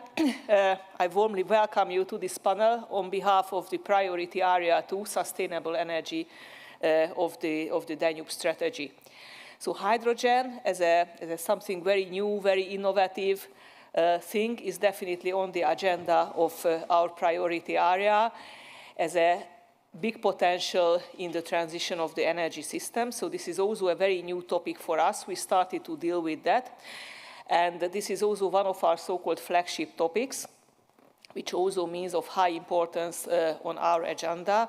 And that's why we are very happy and very pleased and thanking for the Slovenian presidency offering this opportunity to organize a panel on this hydrogen topic. And I'm also very pleased that we were able to invite excellent experts on the topic, which I would like to briefly introduce now. Starting on the other side of the row, Adam Balog, who will also give the keynote, but will also sit in the panel. So Adam has been working as a senior energy infrastructure expert at the Energy Community Secretariat in Vienna for 7 years, focusing on supporting and assessing the economic feasibility of cross-border energy infrastructure projects, and has been in various regulatory and policy-related activities in the energy community contracting parties, such as hydrogen infrastructure policies and potential for hydrogen economy in the contracting parties. In March 2022, he was appointed as a lead of the Ukrainian support task force of the Secretariat, and prior to that, he worked at the European Network of Transmission System Operators for Gas in Brussels, and he kicked off his career in ExxonMobil in Budapest. Adam is an economist with degrees from University of Szeged and the Vienna University of Economics and Business. Next to him, we have Julian Dörr, who is a researcher at Fraunhofer Institute in Stuttgart, Germany. He is leading research and industrial projects in the field of green hydrogen applications. Before that, he was a sustainable infrastructure consultant at the Inter-American Development Bank in Washington, D.C., where he was working on the implementation of sustainability criteria into energy infrastructure operations, and was also working with national governments from Latin American region on strategic infrastructure planning. He has a degree on international environmental sciences from University of Cologne, Germany, and after his studies, he was an intern at the permanent representation of Germany to the European Union, where he was member of the Working Group of Energy of the Council of the European Union. Next to Julian, we have Teodora Diana Bak from Hungary, who started to work with fuel cells and hydrogen technology more than 10 years ago as a developer engineer. She actively participated in establishing Hungary's first hydrogen technology postgraduate education program at the University of Pécs. Besides that, she is responsible for organizing the education with industrial partners, and she teaches practical fuel cell classes for engineers. From this year on, she also works on hydrogen infrastructure technology development projects in the National Laboratory for Renewable Energy at the University of Pécs as a Chief Operating Officer. Diana is a chemical engineer with degrees from Budapest University of Technology and Economics. Next to Diana, we can welcome Marco Bahor, who holds a master's degree in mechanical engineering and management from University of Ljubljana. He has more than 25 years of working experience in different fields, managing commercial activities in supply chain of automotive and home appliance industry, project management in the field of construction of municipality wastewater treatment plants, sewage systems and water supply systems, and recently in the development and investment of renewable sources of electricity like solar, wind and hydropower, and electrical energy storage. He is working at the company holding Slovenské elektrárne, which is the main producer of electrical energy in Slovenia since 2019 as an executive manager for development and investments. This company is a leading partner in a project, the so-called North Adriatic Cross-Border Hydrogen Valley, which is the first cross-border and currently the biggest hydrogen valley project financed by the Clean Hydrogen Partnership joint undertaking. And last but not at least, next to me is sitting Vlasta Kremer. She is Director of Regional Energy and Climate Agency of Podravje Energap in Maribor in Slovenia. She has over 20 years of experience working in sustainable development, energy efficiency and renewable energy sources. She was project leader in more than 25 international projects. She is an expert for strategical planning and financing of energy and climate-related projects for actions towards the net zero emission future. She is the Vice President of European Federation of Agencies and Regions for Energy and the Environment. Since December 2018, she is also a lady mayor of a small Slovenian municipality, Selnica ob Dravi. And Energap is a part of the Amethyst project financed in the frame of the Interreg Alpine Space Program and is working on the speeding up the implementation of hydrogen projects in the Alpine region. So as you can see from this introduction, we really have a very nice panel with a great variety of experts from different fields, from the policy, from technical part, from education, and also covering all different countries. So I hope we will have a very nice and very interesting discussion in the panel. But before we start that, I would like to give Adam Balog from the energy community, and he will give us a keynote lecture on hydrogen topic, so he will kind of setting up the framework of the topic for the audience. So Adam, please. And thank you very much, Anna Maria. If you excuse me, I would deliver the presentation from here so that I can use my presentation as cheat sheet, because from there it's not that much visible. So, and with that I would kick off. Here are the contents of the presentation which I plan to talk about. A short introduction about what energy community is, because there seems to be sometimes a little bit of confusion about energy communities, which is a topic also under the Danube region projects and programs. And so to clarify that, then a bit of overview about technologies and pertinent questions which are still existing there. Then we'll try to give you a bit of the EU context, because we all live in an EU context and regulations, legislations are defining our life and define also the future development path of the hydrogen technologies. Some words about projects, and if I still have time, then I will mention you a study that we have commissioned about hydrogen potential. So I was kindly asked to provide an overview presentation. I will not go too much into detail on any of the topics, but rather try to pick up topics which then might be also interesting for train of thought for the audience and for the panel as well. Yes, so what is the energy community? Energy community is an international organization based on a treaty seated in Vienna, and you can see the members of the energy community. The European Union as such is represented by the European Commission in the energy community, and the contracting parties are the Western Balkan non-EU member states, Moldova, Ukraine and Georgia, with Turkey and Norway and Armenia, respectively, are being observers. Now, what is the goal of the energy community? It is to actually harmonize the energy and climate legislation and regulation of the European Union with that of our contracting parties, rather other way around, so the legislation and regulation of energy and climate pieces with that of the European Union, so that we can talk about one common energy market on the continent. And there you can see further details about the areas where we are active. And just to give the example, the whole process starts by a new regulation is being implemented in the European Union. For example, the TENI regulation, which I will hint, have a slide about that. And then, based on the proposal of the European Commission, the Ministerial Council of the Energy Community decides about the adaptation and adoption of that legislative piece.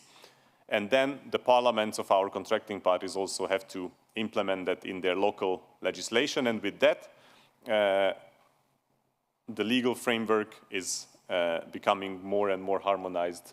And we might say that this is a path to EU as well, because you focus on a chapter which will come up anyhow on the discussions when a country is joining the EU, so the energy chapter, and with that the countries can move ahead on the energy chapter and be more ready for joining the EU. Some of the EU members have also been members of the energy community before joining the European Union.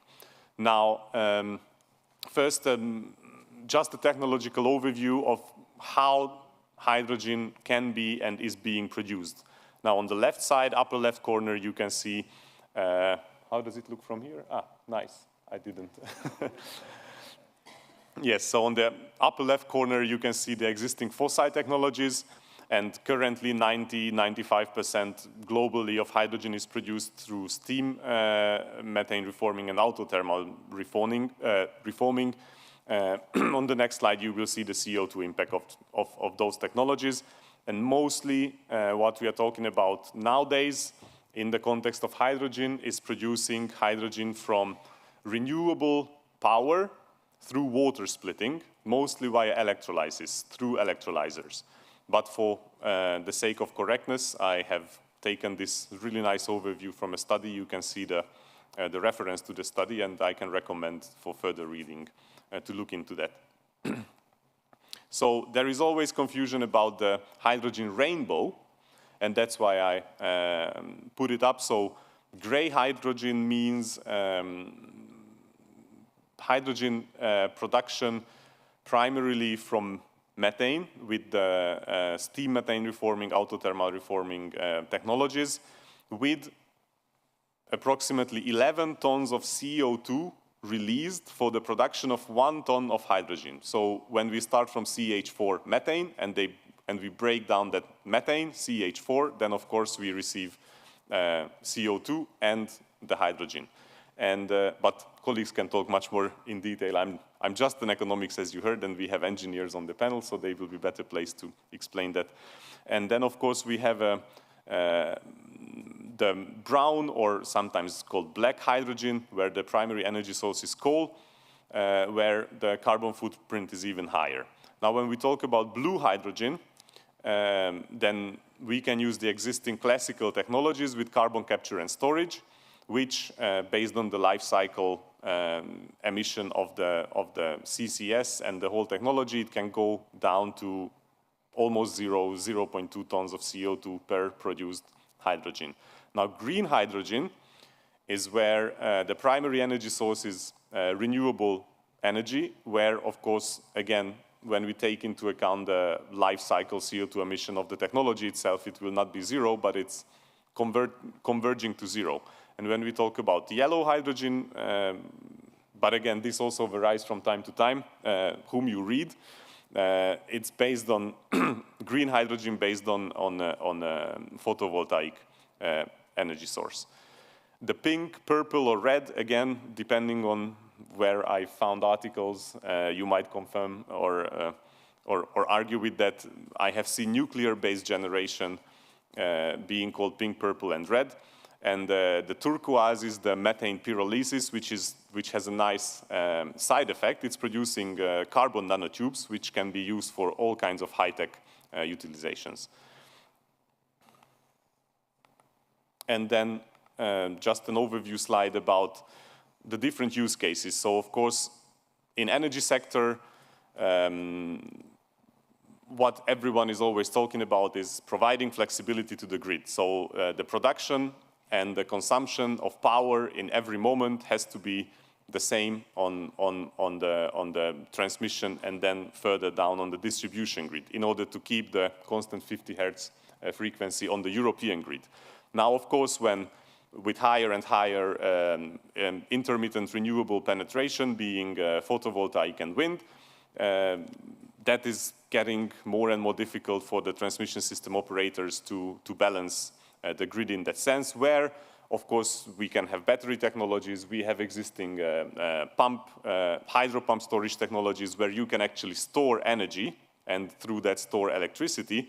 But of course, hydrogen is also an option to do so.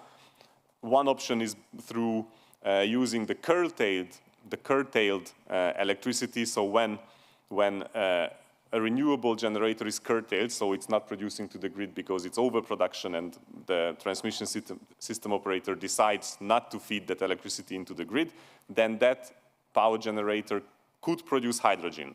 Albeit there are words from the industry that if a certain industry user would switch its technology for hydrogen-based, green hydrogen-based technology, then they have to make sure that they will have hydrogen when they need the hydrogen as feedstock.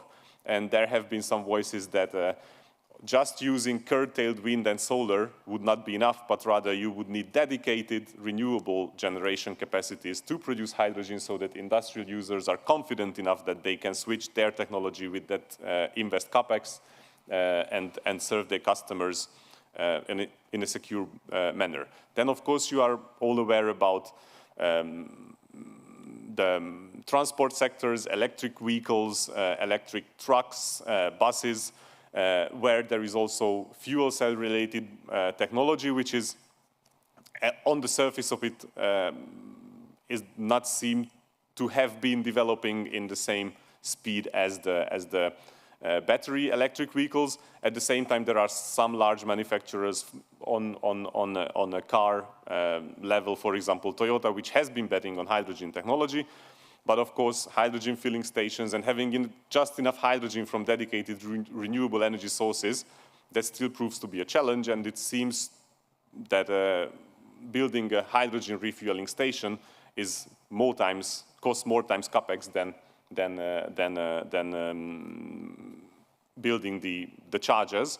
Of course, that has associated grid development costs as well, because latest technology of Tesla being announced, 1 megawatt of supercharger, you have to have a grid which can comply with the fact that you are charging 10 vehicles next to each other with 1 megawatt of charging capacity. And in the industry, of course, hydrogen is used as feedstock. And that hydrogen is currently produced with the technology which I mentioned, SMR, ATR, with huge carbon footprint, which can be then switched to green hydrogen. But again, key is the availability of that green hydrogen and, of course, the cost, which will be on the next slide. Transport we have talked about, commercial and household usage, of course. Space heating is also an option. There are pilots about own hydrogen production and storing your energy in hydrogen and using that for space heating. Again, here the question is the efficiency, the physics, and the price, and the economies of scale. So, of course, you need the economies of scale to produce something efficiently in such quantities that is on the market, it becomes affordable. There are some other applications highlighted on the slide, but I would go further to discuss price. It might be a bit small. On the upper left corner, you can see so this is from Platts. Platts has a very nice site, Platts hydrogen price wall, and you can compare hydrogen production costs from all over the world based on different technologies. Now, in the upper left corner, thank you very much. In the upper left corner, you can see the SMR, ATR technologies. Europe was not highlighted there, so it's California and Northwest US, but it is still indicative. And in the red section, you can see the cost of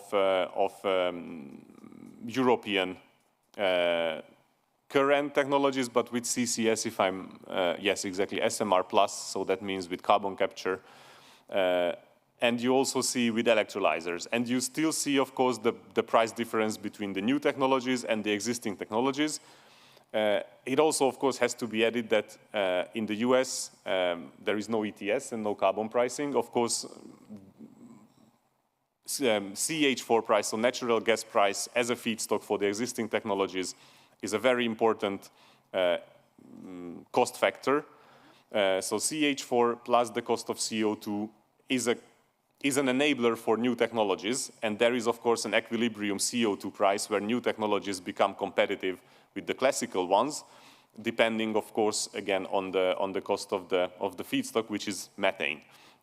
Now, in the right side screen, you can see the average hydrogen production cost via the classical technology in Europe until 2021, where you can see the price increase resulting from the gradually increasing natural gas prices. So we can see that that has an impact, but there is still a margin on top of the existing classical technologies vis-a-vis the new ones to make them right away competitive on the market and thus facilitate further penetration of hydrogen technologies in industry, used as green hydrogen as feedstock in the transport sector, etc.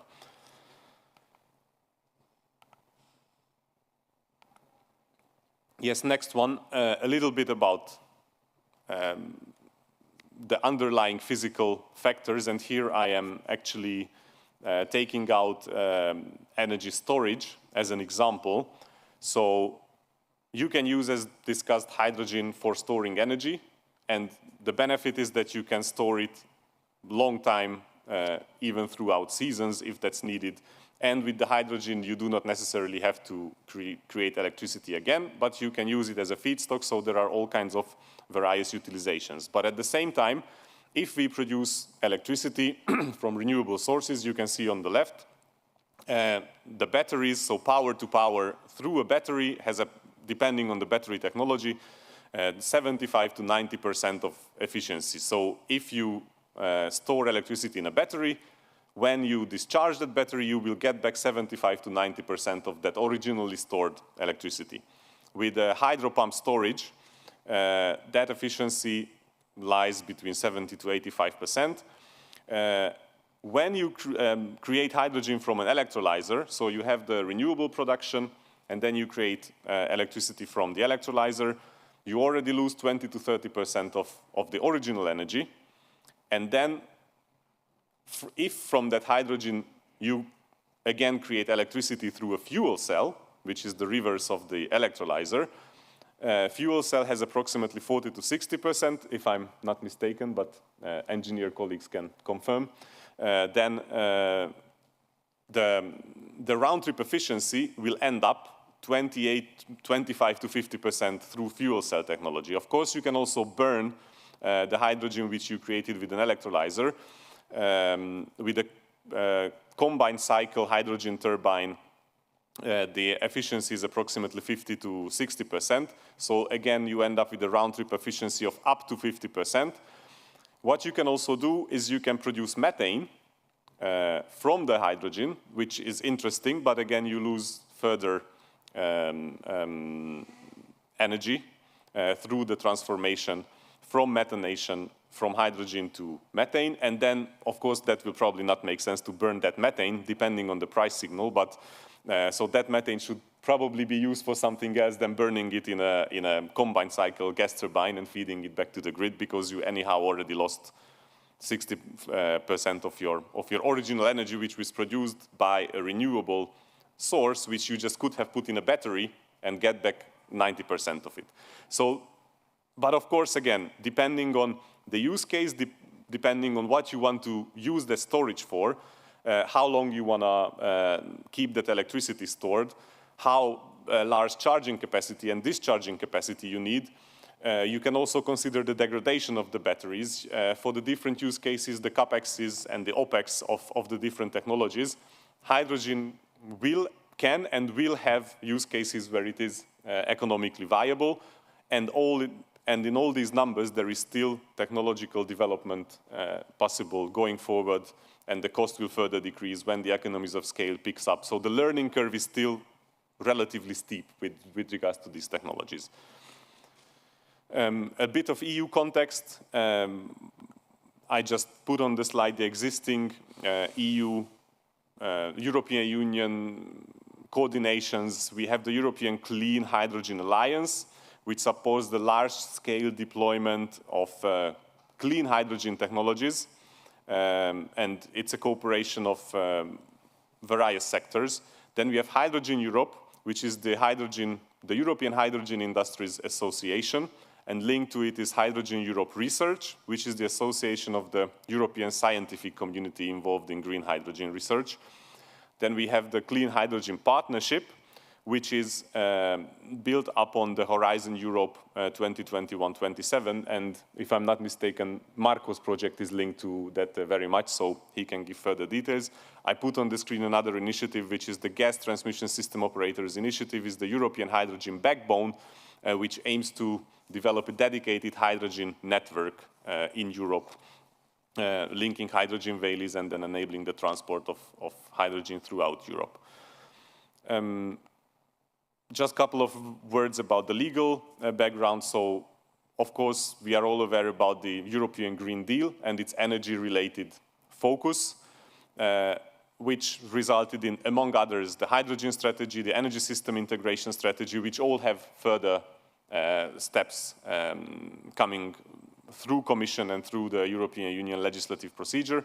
Importantly enough, we have the 10E regulation review, the Trans-European Network for Energy, where, again, not going into detail, you can check if you're interested, there are these so-called projects of common interest, and these PCI projects now can also be hydrogen transport, storage, reception, regasification, decompression, and hydrogen electrolyzers as well. These are by definition cross-border projects with impact on at least 2 European member states. And smart gas grids became also a new project category which has to integrate low carbon and renewable gases. Very importantly, we also have the hydrogen and decarbonized gas market package, which aims to review and revise the gas directive and the gas regulation. And very importantly, we have also the delegated acts outlining the details and rules on EU definition for renewable hydrogen, which is again setting the industrial standard for what actually green hydrogen in legal terms in the European Union means. Just a couple of locations where you can already find projects overview in Europe. We'll not go into detail, but you can refer back to that slide and get a proof yourself that there are actual projects happening all over Europe, and it's not only a couple of them, but dozens in different sectors, in different countries. So it is happening, thanks to very much so to the European Union's and Commission's support as well.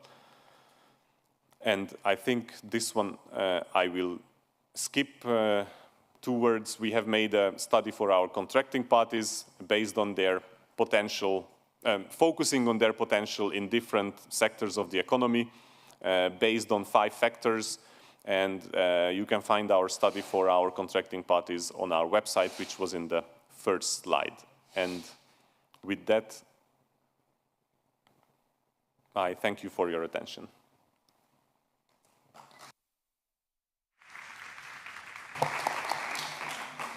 Thank you very much, Adam. I think it was a very nice and a very comprehensive overview of the hydrogen world, both for the technical and the policy part.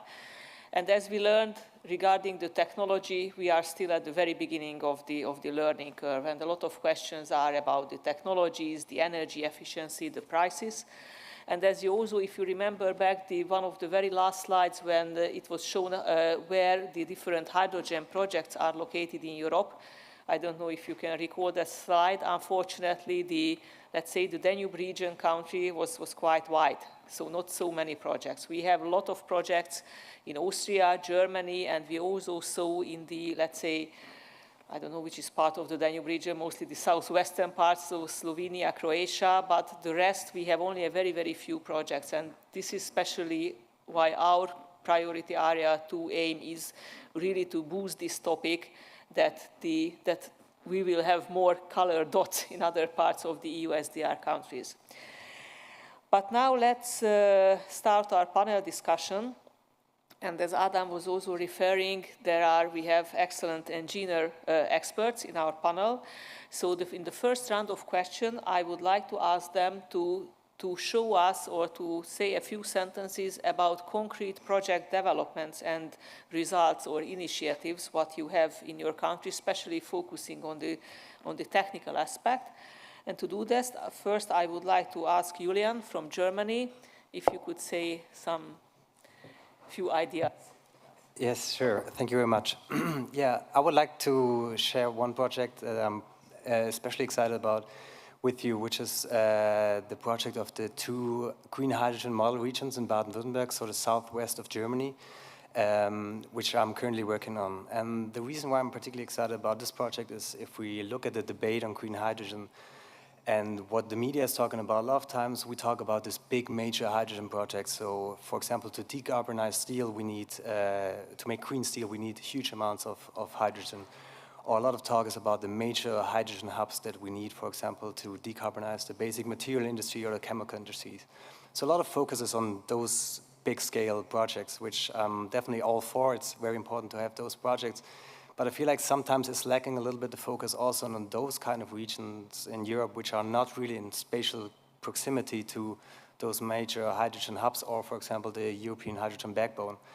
And in those kind of regions, a lot of times they're the small and medium-sized companies, which at least in Germany really represent the backbone of the economy. And those kind of companies also in the future, they will need hydrogen, a lot of amounts of hydrogen to reach their decarbonization goals, and yet there's rather small focus on those. So the green hydrogen model regions in Baden-Württemberg, what they're focusing on is more kind of like a decentralized approach to it, and really to supply hydrogen more in a decentralized way. So it's mainly 2 regions within Baden-Württemberg. So one is around the Danube city of Ulm, and the other one is the city of Stuttgart. And what we see there, they're really establishing kind of the foundations of the first kind of local hydrogen ecosystem. And it's really exciting to follow. So they're the ones building up the first hydrogen production plants and see how those have an impact on the local grid, how they can make use, for example, of the waste heat that the electrolyzers produce and maybe can heat the local districts. They're building up the first kind of small pipeline in order to connect the hydrogen production with the potential industrial applications and bringing them together. And most importantly, really making the match and seeing locally which actors may be interested in producing hydrogen and which are the ones potentially, maybe not now, but in the future, would want to consume this kind of hydrogen, really to see how it locally works.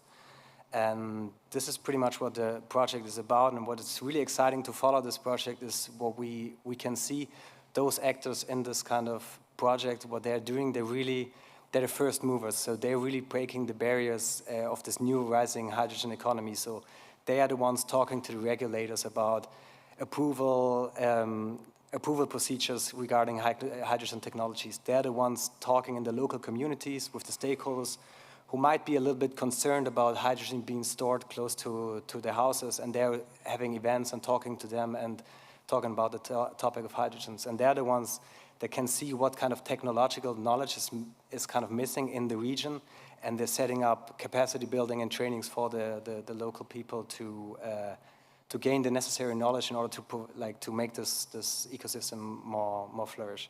So this is the project we have in Baden-Württemberg. Thank you very much.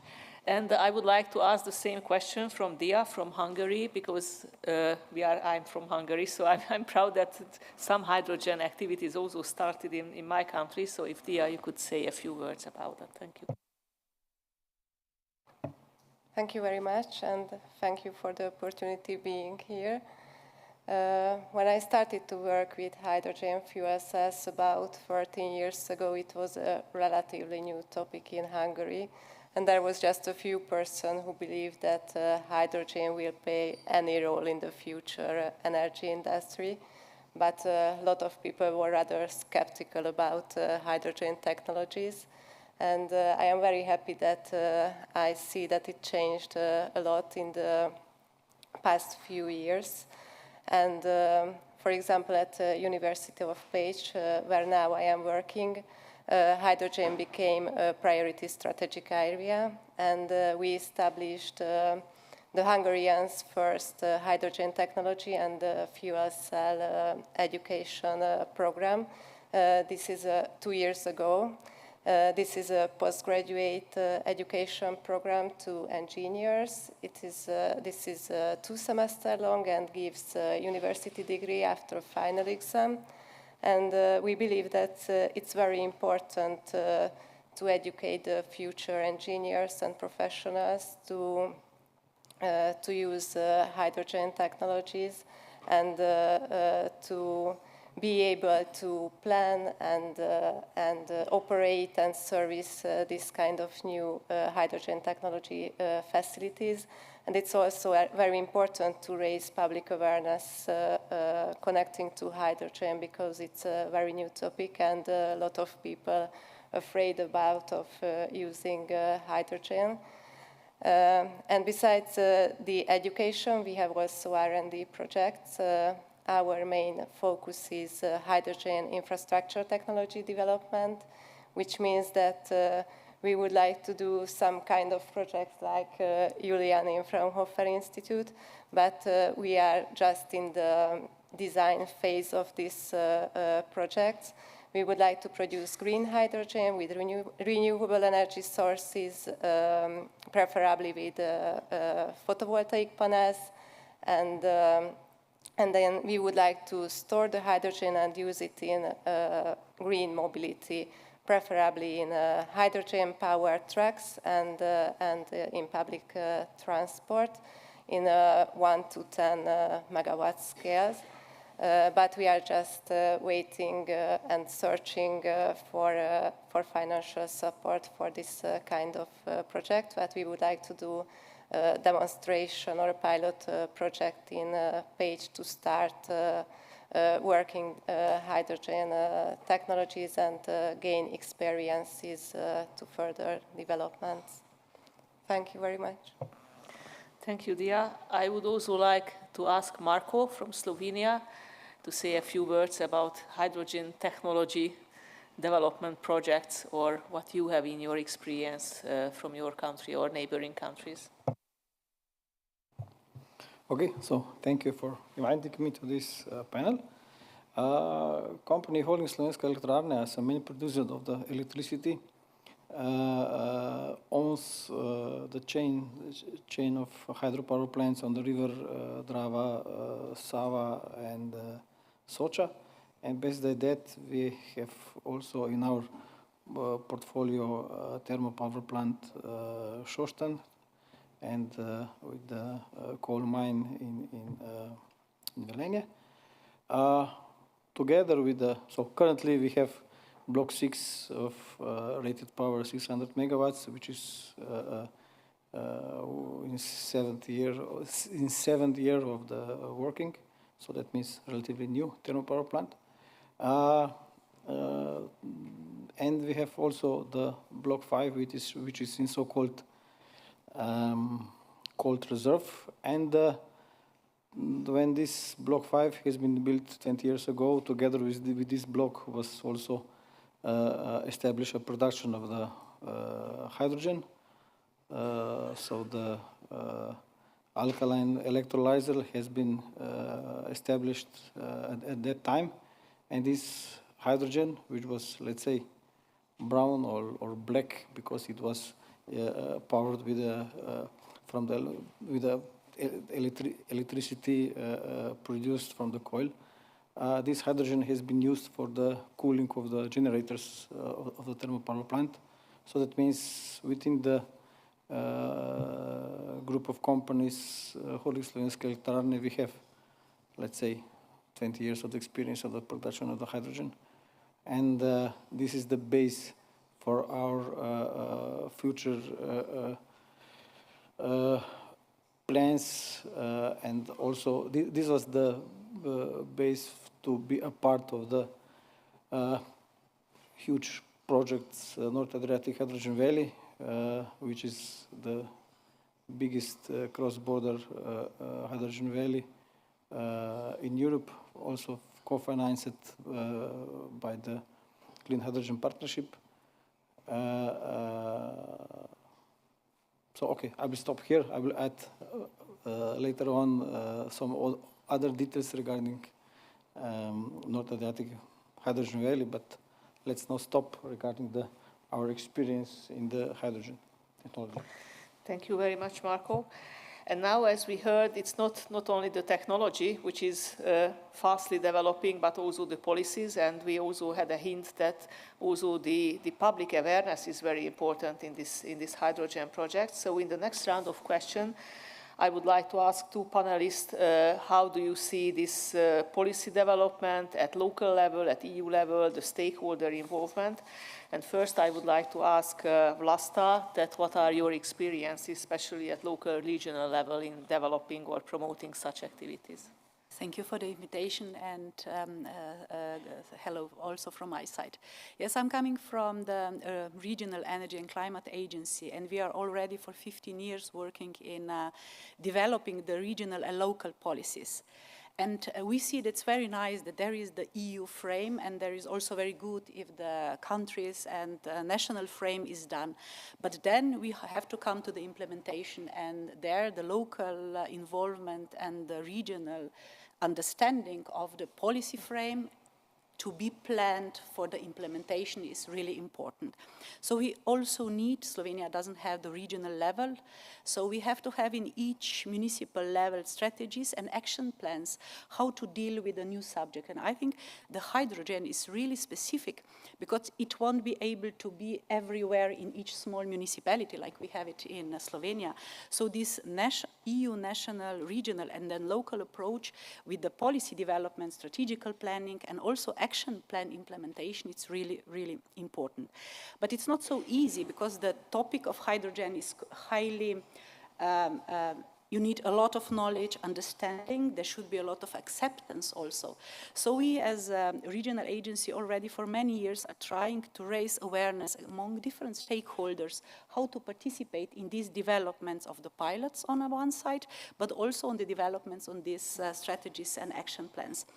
So we are trying, because we know in Slovenia this development of these stakeholders is not, there are not many of them. We are so small country, so it's also difficult. So we try to get the stakeholders together as a working group to prepare, firstly to understand, to develop the knowledge, share this knowledge, and also then to develop a sort of the frame, how could we do it on the regional and local level? Especially because we know that with the planning of the finances for the implementation of the project, it is really important not to think only about how to produce the hydrogen, but you need someone to consume. And it's not only the one company, because there are not a lot of big companies that they could do it on themselves, but we have a lot of smaller companies that they will need it. We have a lot of smaller, for example, logistic companies that for trucks that they really need it, but they don't have a capacity or financially or also the knowledge how to build it. So I think this development on the regional and local levels is important, firstly to raise awareness and also then also to get enough capacity to be able to build a bankable project that will really be implemented. Yes, thank you very much. That's a very interesting thoughts. And now I would like to ask Adam that how this local, how do you see in your experience that how these local regional policies are adding up or grading up to, let's say, larger scale European or transnational policies in hydrogen? Yes, thank you. So in this context, I can share the experience from the energy community, which is very much overlaps with the Danube region because of our contracting party is also part of the Danube region programs and projects. So first of all, as I mentioned at the intro, what happens in legislation in the EU will eventually come to our contracting parties. So that's a good basis. We have, for example, the governance regulation, when the contracting parties also have to prepare their national energy and climate plans based on their energy strategies.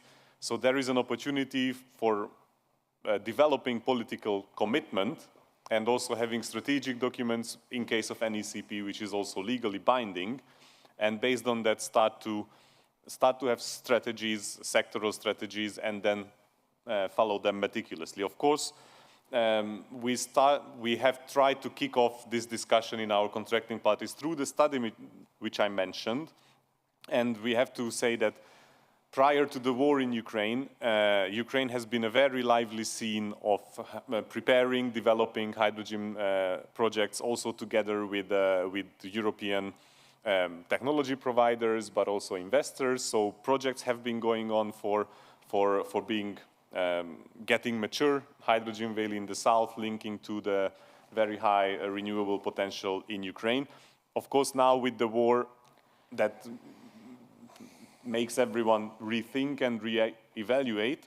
At the same time, it is very important that the potential is still there, and within the course of the rebuilding and reconstruction, the hydrogen industry can play an important role, not only because of the potential in Ukraine, but also because EU is acknowledging in its energy strategy, which is a high-level document, which then results in lots of actions on legislative level, that the Ukrainian hydrogen potential is very important for the European Union in order to import hydrogen from Ukraine, provided the fact that the forecasted or wished for long-term hydrogen demand within Europe might not be satisfied internally. And then import from Ukraine seems to be a feasible, viable and secure option, provided that this can be reached, and of course technical solutions can be found for export. But the potential is there because of a huge existing gas infrastructure in Ukraine. The Danube is there to transport ammonia or methanol, which can be used then to get the hydrogen. And there again, the Danube region can have very crucial importance. But it's important also for our contracting parties that they work together, and if I may, so they are also forced to work together in project development because of the regulation I hinted, this transport of energy infrastructure 10E regulation, where also our contracting parties can and shall come up with cross-border projects which are impacting each other.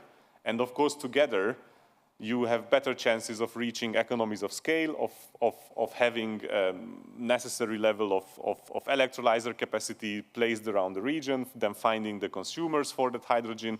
So regional and cross-border cooperation is key. The means are there, and also within the Danube region, our contracting parties could be involved, and there are some hydrogen projects where some of our contracting parties have been preliminarily involved. So regional cross-border cooperation, not only among themselves, but with EU peers, also in the framework of the Danube strategy, is a beneficial way forward. Thank you. Oops. Thank you very much. And I was very happy to hear that Ukraine has such a great potential in both hydrogen production and hydrogen transportation through the existing gas pipelines. And I think this is very important to notice and underline, that when we are talking, hopefully very soon, about the recovery of Ukraine and the Ukrainian energy systems, that this is a very important topic. So that's why, for example, our priority area is also focusing on this topic. Now, moving forward with the questions, I would like to ask all of you, just very briefly, say a few sentences that what do you see at the moment, or in your experience, as the biggest challenge for the future? It can be short-term or long-term, in expanding the hydrogen economy, especially in the Danube region. It can be technical, political, policy, whatever. What do you think? So let's start with Julian. Yes, thank you very much. I think it's a great question, because we still have a lot of challenges in front of us. In general, I think there's two sides. There's the short-term challenges that we have and the long-term ones. If you look at the short-term, I think what we really have is this classic egg and hen problem. So if we look at the supply side, I think there's a lot of actors that are enthusiastic about hydrogen, that that recognize that the need of hydrogen that we have, but they are a little bit uncertain when they look on the demand side, and they're not sure really, first of all, in which sectors we're really going to need hydrogen, and then what amounts of hydrogen we need in those sectors. So there's some uncertainty there. But then also on the demand side, I think there's a lot of actors there that follow very closely what is going on regionally in terms of developing the hydrogen economy.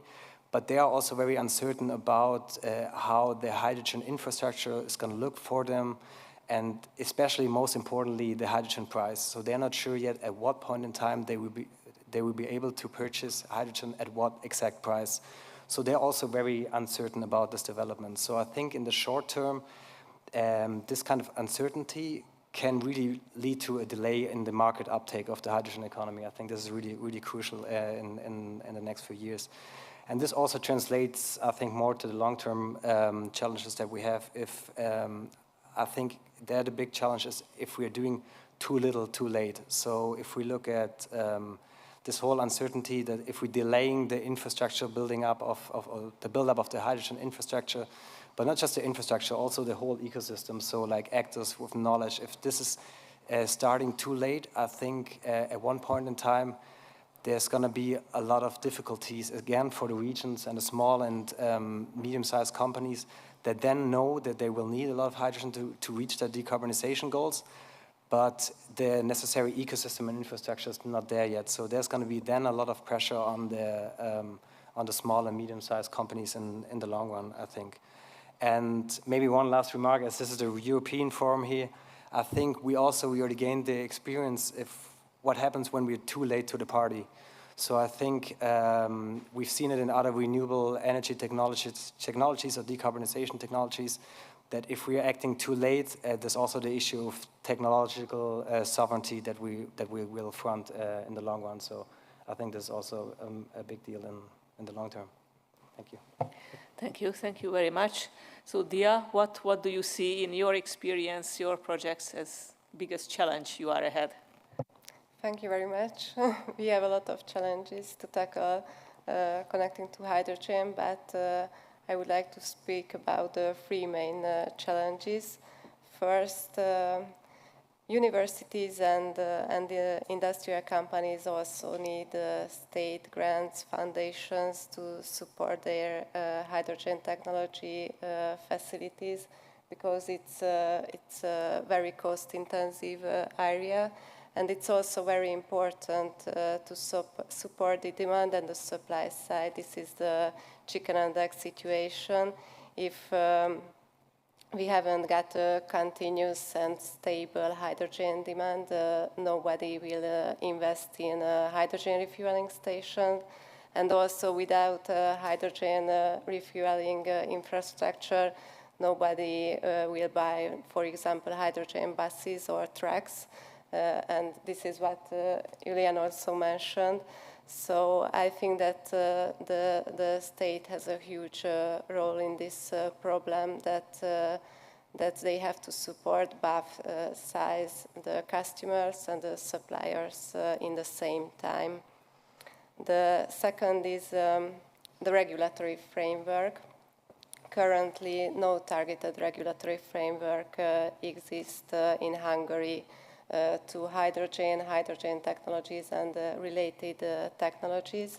There are general technical regulations, for example, for hydrogen producing with SMR, steam methane reforming technology, and the hydrogen usage in chemical plants is the basis, but green hydrogen production with small-scale electrolysis, it's a new field, and stakeholders need detailed and specific regulations and standards to make easier and faster the authority approval process. And the third, we have detailed project plans for hydrogen producing, storing, and using, but these are just plans, and we have data from articles and manuals and internet.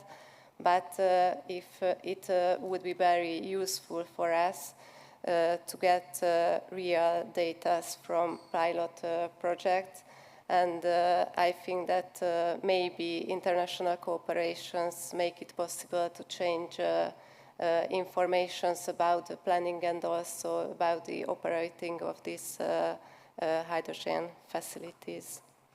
Thank you very much.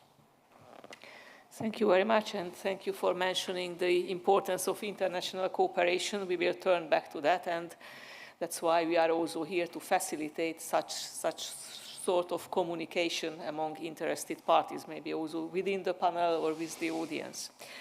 Now, going back to challenges. So, Marco, what kind of challenges you see? Of course, like my colleagues have already explained, today there is no market model for the renewable hydrogen. And this is something what have to be established and built. And hydrogen valleys is one model how to build ecosystems. So what is Hydrogen Valley? Hydrogen Valley is intermediate point between the pilot project and the hydrogen economy. So in North Atlantic Hydrogen Valley, we have 27 partners and 10 affiliated partners. So that means 37 partners. And within the Hydrogen Valley, we will establish 17 pilot projects with the goal of total production of the renewable hydrogen 5,000 tons per year. And all those 17 projects, we have the same challenges. The first is access to the working equipment for the production, storage, and distribution of the hydrogen. All those things are high-tech, are new, are in development. Very expensive, of course, because you have to pay together with the equipment the development costs of somebody who has developed. So know-how. This is the one thing. The second thing, you have a challenge how to finance it. North Atlantic Hydrogen Valley has got 25 million euro as initial investment from the Clean Hydrogen Partnership. And this investment will generate additional 700 millions of the investments into renewables and also into the hydrogen production, storage, and distribution facility in the region. And for this 700 millions, we have to find additional funds. That means private, European, and so the combination of different funds. So all those things is important to establish those 17 pilots and put them into the life. And of course, every single pilot project will have an issue or challenge, let's say challenge, not issue, with spatial planning. So how to introduce the new facility into the one, let's say, neighborhood. So NIMBY, not in my backyard or not in my election period, all those things, all those issues have to be somehow handled or solved with every single pilot project which we have. Thank you. Thank you. It seems that funding is, whichever topic we are talking about, is always a challenge, but hopefully seeing the importance or the growing importance of hydrogen, more and more funds, international funds, will be available. Laszlo, what kind of challenges you are facing with your everyday? Yeah, I will say firstly there is a really short-term challenge that we are facing to build up this local hydrogen ecosystem, so with the knowledge, acceptance, spatial planning procedures. And I think especially in that phase, it's really, really important to exchange the information and knowledge. And our region is cooperating in Interreg Alpine Space Project with this Amethyst, where 7 partners, so France, Switzerland, Italy, Germany, Austria, and Slovenia, are sharing information between different stakeholders, political one, technical one, administrative, and financing. So we are visiting each other and explaining peer-to-peer learning, mentoring. So how really some in a pilot project is working in Innsbruck, where we have seen how they fill up the tracks concretely, and they describe how financially they planned electrolyzers and similarly. So I think in this short term, we really have to raise up the awareness, knowledge. This is really important. But on a long term, especially if I'm talking from the perspective of Slovenia, we are quite small country, also the users of hydrogen won't be really, really big one. So I think to make the project works also for banks and for investors that will invest in such development and technologies, we have to have this critical mass for the users and producers. And this means that we have to exchange the information, exchange the data between the different sectors. It means private companies, it means public sector. If you look, for example, some district heatings that will maybe be using the hydrogen. So I think on a long term, we have to frame this also, I hope, regulatory, to have the exchange of information, to build up the project that will be efficient also, not only energy, also financial efficient, and that will also could serve different users in different sectors. This is industry, it is maybe transport, because only if we combine well this planning of this and process, how we really use it, I think this is the only how we can, this quite expensive technology, quite expensive running such a system, bring them to the operative level that is accepted from the society as such. Thank you. I would also pose the same question to Adam, that what you see as a biggest challenge, but I would like to combine it with our last round of question moving, which we touched also a little bit about the role of transnational cooperation. Because from many comments we saw that the knowledge sharing experiences is very, very important. So Adam, I would like to ask you to say a few words from your perspective on challenges and role of transnational cooperation in the topic of hydrogen. Yes, thank you very much. So on the challenges part, the previous interventions captured all which I could have said. So in that sense, perhaps a little bit of, again, energy community specific addition on that part, which is a political commitment in the sense that in every country there is something where there is potential for hydrogen technology utilization which can contribute to the climate goals. Of course, the cost is not yet right. Maybe the know-how is not necessarily there, or the detailed regulatory framework is not yet there. But all this can be actually influenced with coming up with pilot projects also in international cooperation. Those pilot projects will actually help the local authorities to understand what I'm talking about. So they will have an experience of going through a process where you are providing certificates that you can operate a certain given, be it whatever, electrolyzer, pipeline. And of course, you will always have the issue, yes, but I don't have a regulation or a legislation based on which I can make a decision. But this is where pilot projects are really good to help. And one of the outcomes from our study was to try to come up with pilot projects. Of course, we cannot go to the countries and say that you should buy 3 hydrogen buses in Nice, for example, or in Sarajevo, you have to do something with district heating with hydrogen. So this is all the local players who can come up and know their own local capabilities and know-how. At the same time, the funding has to be there so those pilot projects can be realized. And we have to acknowledge the fact that perhaps in our contracting parties, they would not be able to just themselves finance even such pilot projects. So within Danube strategy or within Western Balkan Investment Framework, for example, WBIF, through the TENI process, for example, the channels and the means are there to hint the seeds of hydrogen economy also in the contracting parties. And with regards to Ukraine, yes, so we don't have to go into further discussion what the short-term challenge is, unfortunately.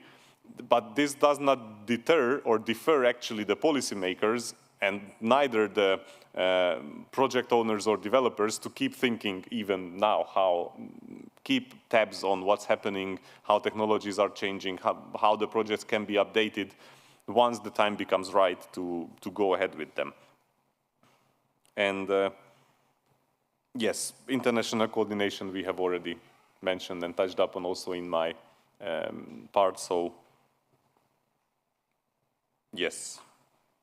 That would be political commitment, use the existing frameworks, strategic commitment in national energy and climate plans, in the energy strategies, and then local pilot projects with international and cross-border backing.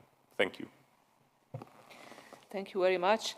And Udo, you already mentioned Marco and Vlasta, some very international interreg type of well, for Marco, it's not interreg, but I mean, so international or transnational cooperation in hydrogen projects. Vlasta, you mentioned the Amethyst project, and Marco, you mentioned this North Adriatic Hydrogen Valley project. So if you could say some more few words about these concrete projects. I don't know, maybe Vlasta, you can start. Yeah, so the Amethyst project is really trying to build up the local or smaller regional ecosystem for the implementation then of the bigger projects, to raise awareness and make the information exchange between stakeholders from Austria, France, because there is always so many open questions about and risk.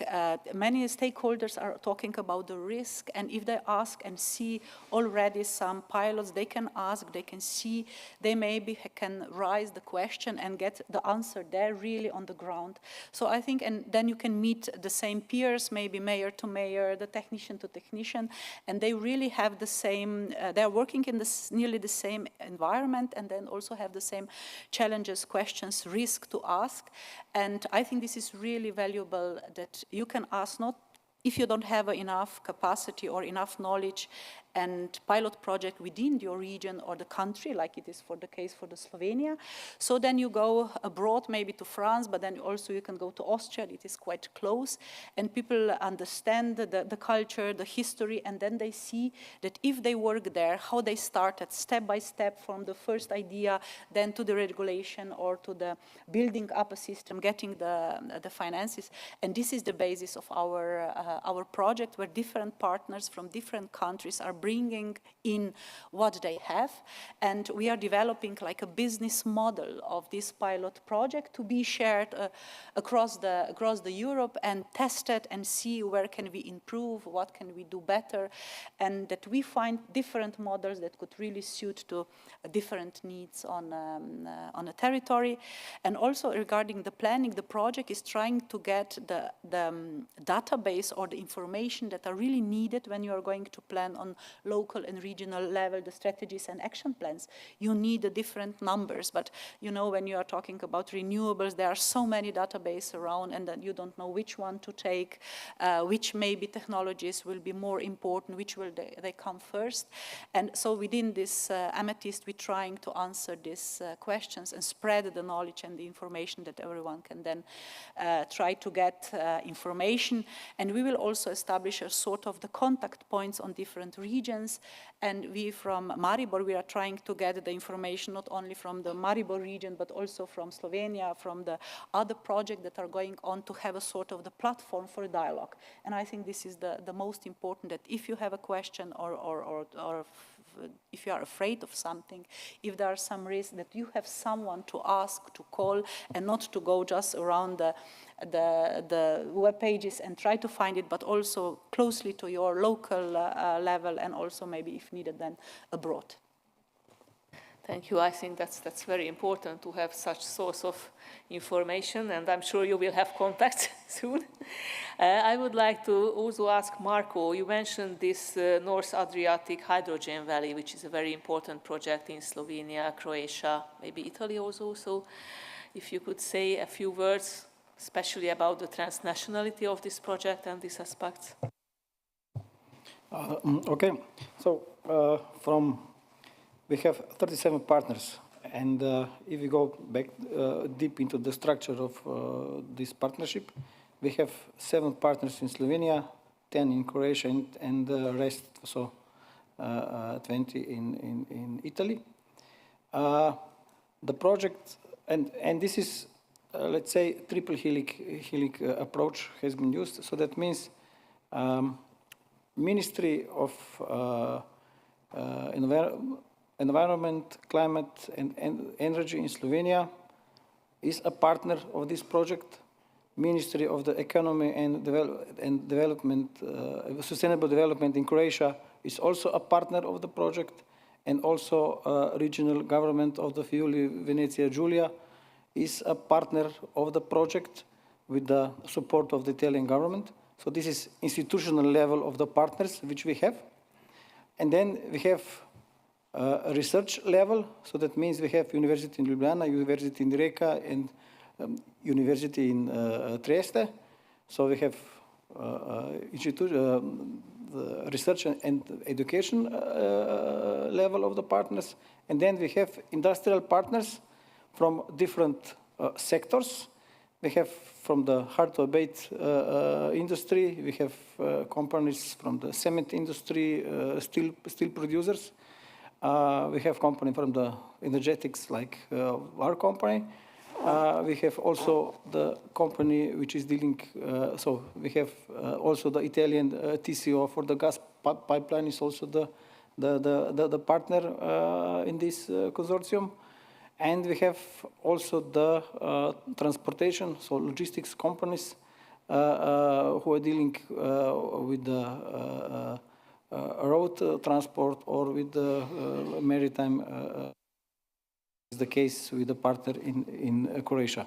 So that means we have 3 levels, and all those partners, so 3, let's say, ministries, they are partners in the project, and they have their working packages and the tasks and all those things regarding the, let's say, legislation adoptions and somehow making the steps towards the working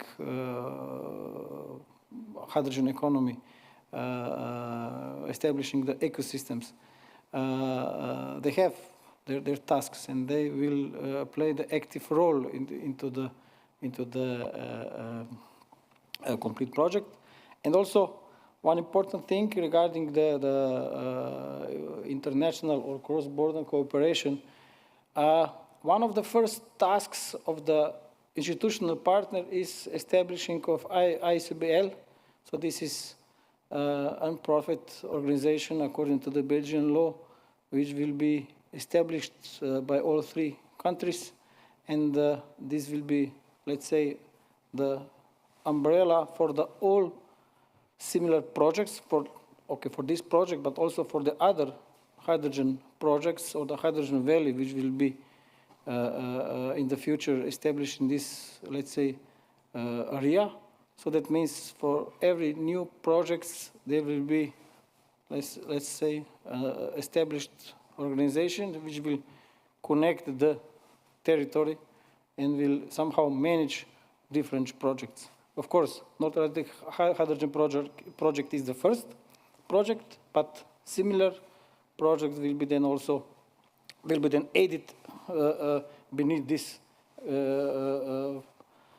organization, and this, let's say, organization will enable additional development of the hydrogen in the, let's say, not this territory, Croatia, Slovenia, Italy, but in the broader sense. Thank you. Thank you very much. So it's really a very, very complex project covering all levels, policy, technology, academia, everything. And now we are approaching the end of our panel, but before we have some final conclusions, I would like to ask the audience if there are any questions. Yes, there is one, if you will have a microphone. Thank you very much. I'm representing the National Coordination Office for the Danube strategy in Bucharest, and I have a question regarding a pilot project. Do you intend to develop a pilot project saying that a ship equipped with a hydrogen engine should travel from Hamburg through the capitals on the Danube, also on Drava and Sava, directly to the Black Sea in Constanța and Tulcea? For sure, for raising up the importance of the hydrogen economy, for increasing the visibility of the Danube strategy. Thank you. Well, who would like to answer this question? I'm aware that there was such an initiative, an IPSI project, Black Sea, Blue Danube, or something like that, which was aiming exactly the same. So production of green hydrogen close to the Black Sea, Romania, and then transportation up along the Danube to the main markets in Germany, Austria. And as far as I remember, that project proposal was coordinated by some Austrian companies, but I don't know at which stage this project at. But I don't know if the panel, maybe Marco or Julian, I don't know if you can answer this question. Within the North Adriatic Hydrogen Valley, we have a partner in Croatia with a pilot, where the main goal is establishing the first ferry boat powered by the hydrogen in the Adriatic Sea. So this is close to what you have asked. Yeah, maybe just a small remark. I'm not aware of any project. Just a general remark. I think when it comes to shipping hydrogen, we still have to bear in mind that the technology is still pretty much not there yet, just basically due to the fact of the volumetric density of hydrogen, still very difficult to ship in bigger amounts, ship hydrogen like on this kind of scale. But I'm sure once the technology is there, the Danube River would be very much appropriate to do this kind of project. But it still might probably take a while from a technological point of view. Thank you. And just another comment on that. When there was a discussion before that, I remember that not the hydrogen, but the transportation became quite a problem. So we have also in the Danube strategy, we have priority area on transportation. And we discussed with them, and it turned out that some sections of the Danube River itself are not suitable at the moment for such big tankers to move on. So it's a very complex question. So it's not only the hydrogen, but also the transportation. But maybe Frank is here. Frank, are you here? I see you. Yeah. Thank you very much to those of you who didn't listen to me yet, because I have the first panel over there. Frank Jepic, coming from Ministry of Infrastructure, Slovenia. First of all, I would like to stress that we should bear in mind that electricity and hydrogen are secondary energy source, which means that we need to have sustainable, clean primary source, like water, like sun, whatever. You know better than I do. Second, in transport, because I'm working in 1B, priority area 1B, transport, we are following very much the development of hydrogen. And within our group, we are very much supporting multi-fuel approach, as we call it. So we want to have open doors for hydrogen, for electricity, even if you like it for gasoline for time being. So we are open. And second, you mentioned in your speech, and this is very important, two issues. First one is technology to improve, and we are looking forward that this would be ready for transportation, for hydrogen trucks, for hydrogen planes, for hydrogen trains, and also ships. And second, of course, the price you also mentioned. Not long ago, I was at a similar, not similar, but an event when they compared the prices of present alternative fuels. And of course, hydrogen for time being is the most expensive, so to say.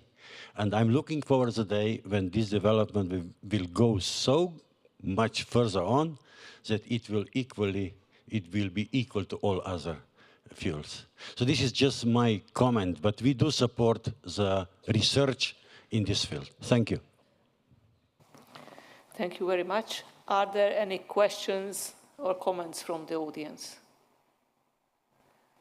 Then if not, then to end our session, I would like, as the last one, all panelists, just to say a very short, a very concise, 1-2 sentences takeaway message from your side for the audience, what your conclusion of either of the today's panel or your work.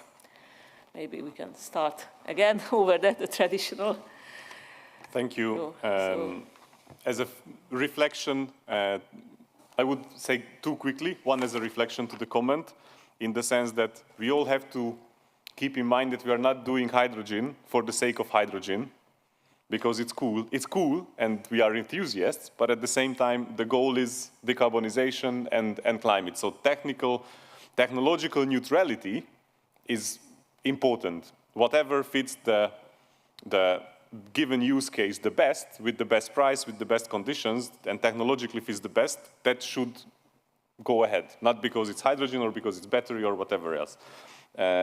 But at the same time, for each country, there is no one-size-fits-all solution. So economies are diverse, existing infrastructures are diverse, economic sectors are diverse, and each country have to find for themselves those niche areas where, based on their potential, based on their existing knowledge, infrastructure, economic sectors, where they can use the technology most cost efficiently or with highest impact for climate mitigation, etc., with the best efficiency for them. And that requires work, and that requires then political commitment, and that requires then cooperation between the actors. Thank you.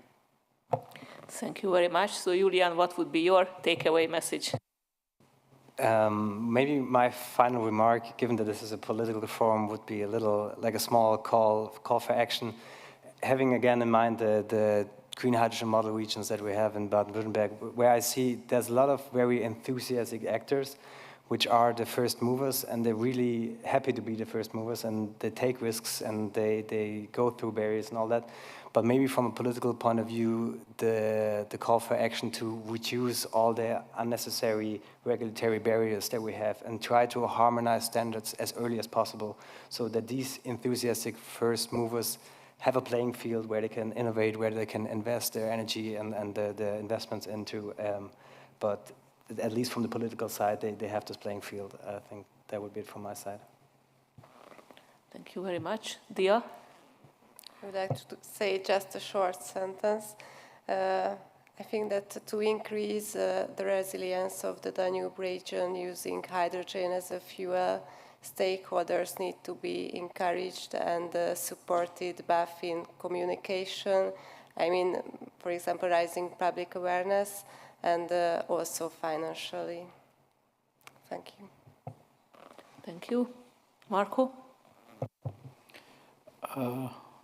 So it's important to combine institutional level research and education level together with the industry level. We have managed to do this through the structure of the partnership consortium in our Hydrogen Valley, and I think this is the best way to combine everything together, because just enthusiasm is not enough in the pilot project. You need, it is needed for the start, but it is not enough to finish the pilot project. Thank you. Thank you. Vlasta? Yeah, I will say the cooperation is something that is really needed, looking from horizontal, cross-sector, like you just mentioned, and I think also the vertical, from the local, regional, national, EU, international level, that we exchange really information And I think pilot projects are crucial for people to understand from different fields, different knowledge. We see, we hear, we read, but I think when something is operating, this is something that is really influencing the people, and at the same time, we are learning, all these sectors and peoples and are learning, you know, this is going wrong, this is going right, and I think so we have to really push a lot on pilots. Thank you. So thank you very much again. I would like to thank again all our panelists for accepting our invitation and sharing their experience with us, with the audience. I hope you found it interesting and learned a lot about hydrogen economies, and we managed to raise interest in this very important topic. So feel free to contact us either in the lunch break or later on. I'm sure you will have the contact details. So thank you very much again, and I guess now this is the lunch break. So I wish you good appetite. Yes, thank you very much. We have qualified ourselves for the lunch break. Lunch will be served outside in the lobby, but don't forget to be back in this hall at 2:30 sharp for the last session of this year's forum, in which we will discuss the strategic planning and budgeting. So bon appetit or dober tek, have a good run, as we say in Slovenian, and be back at 2:30. Thank you very much.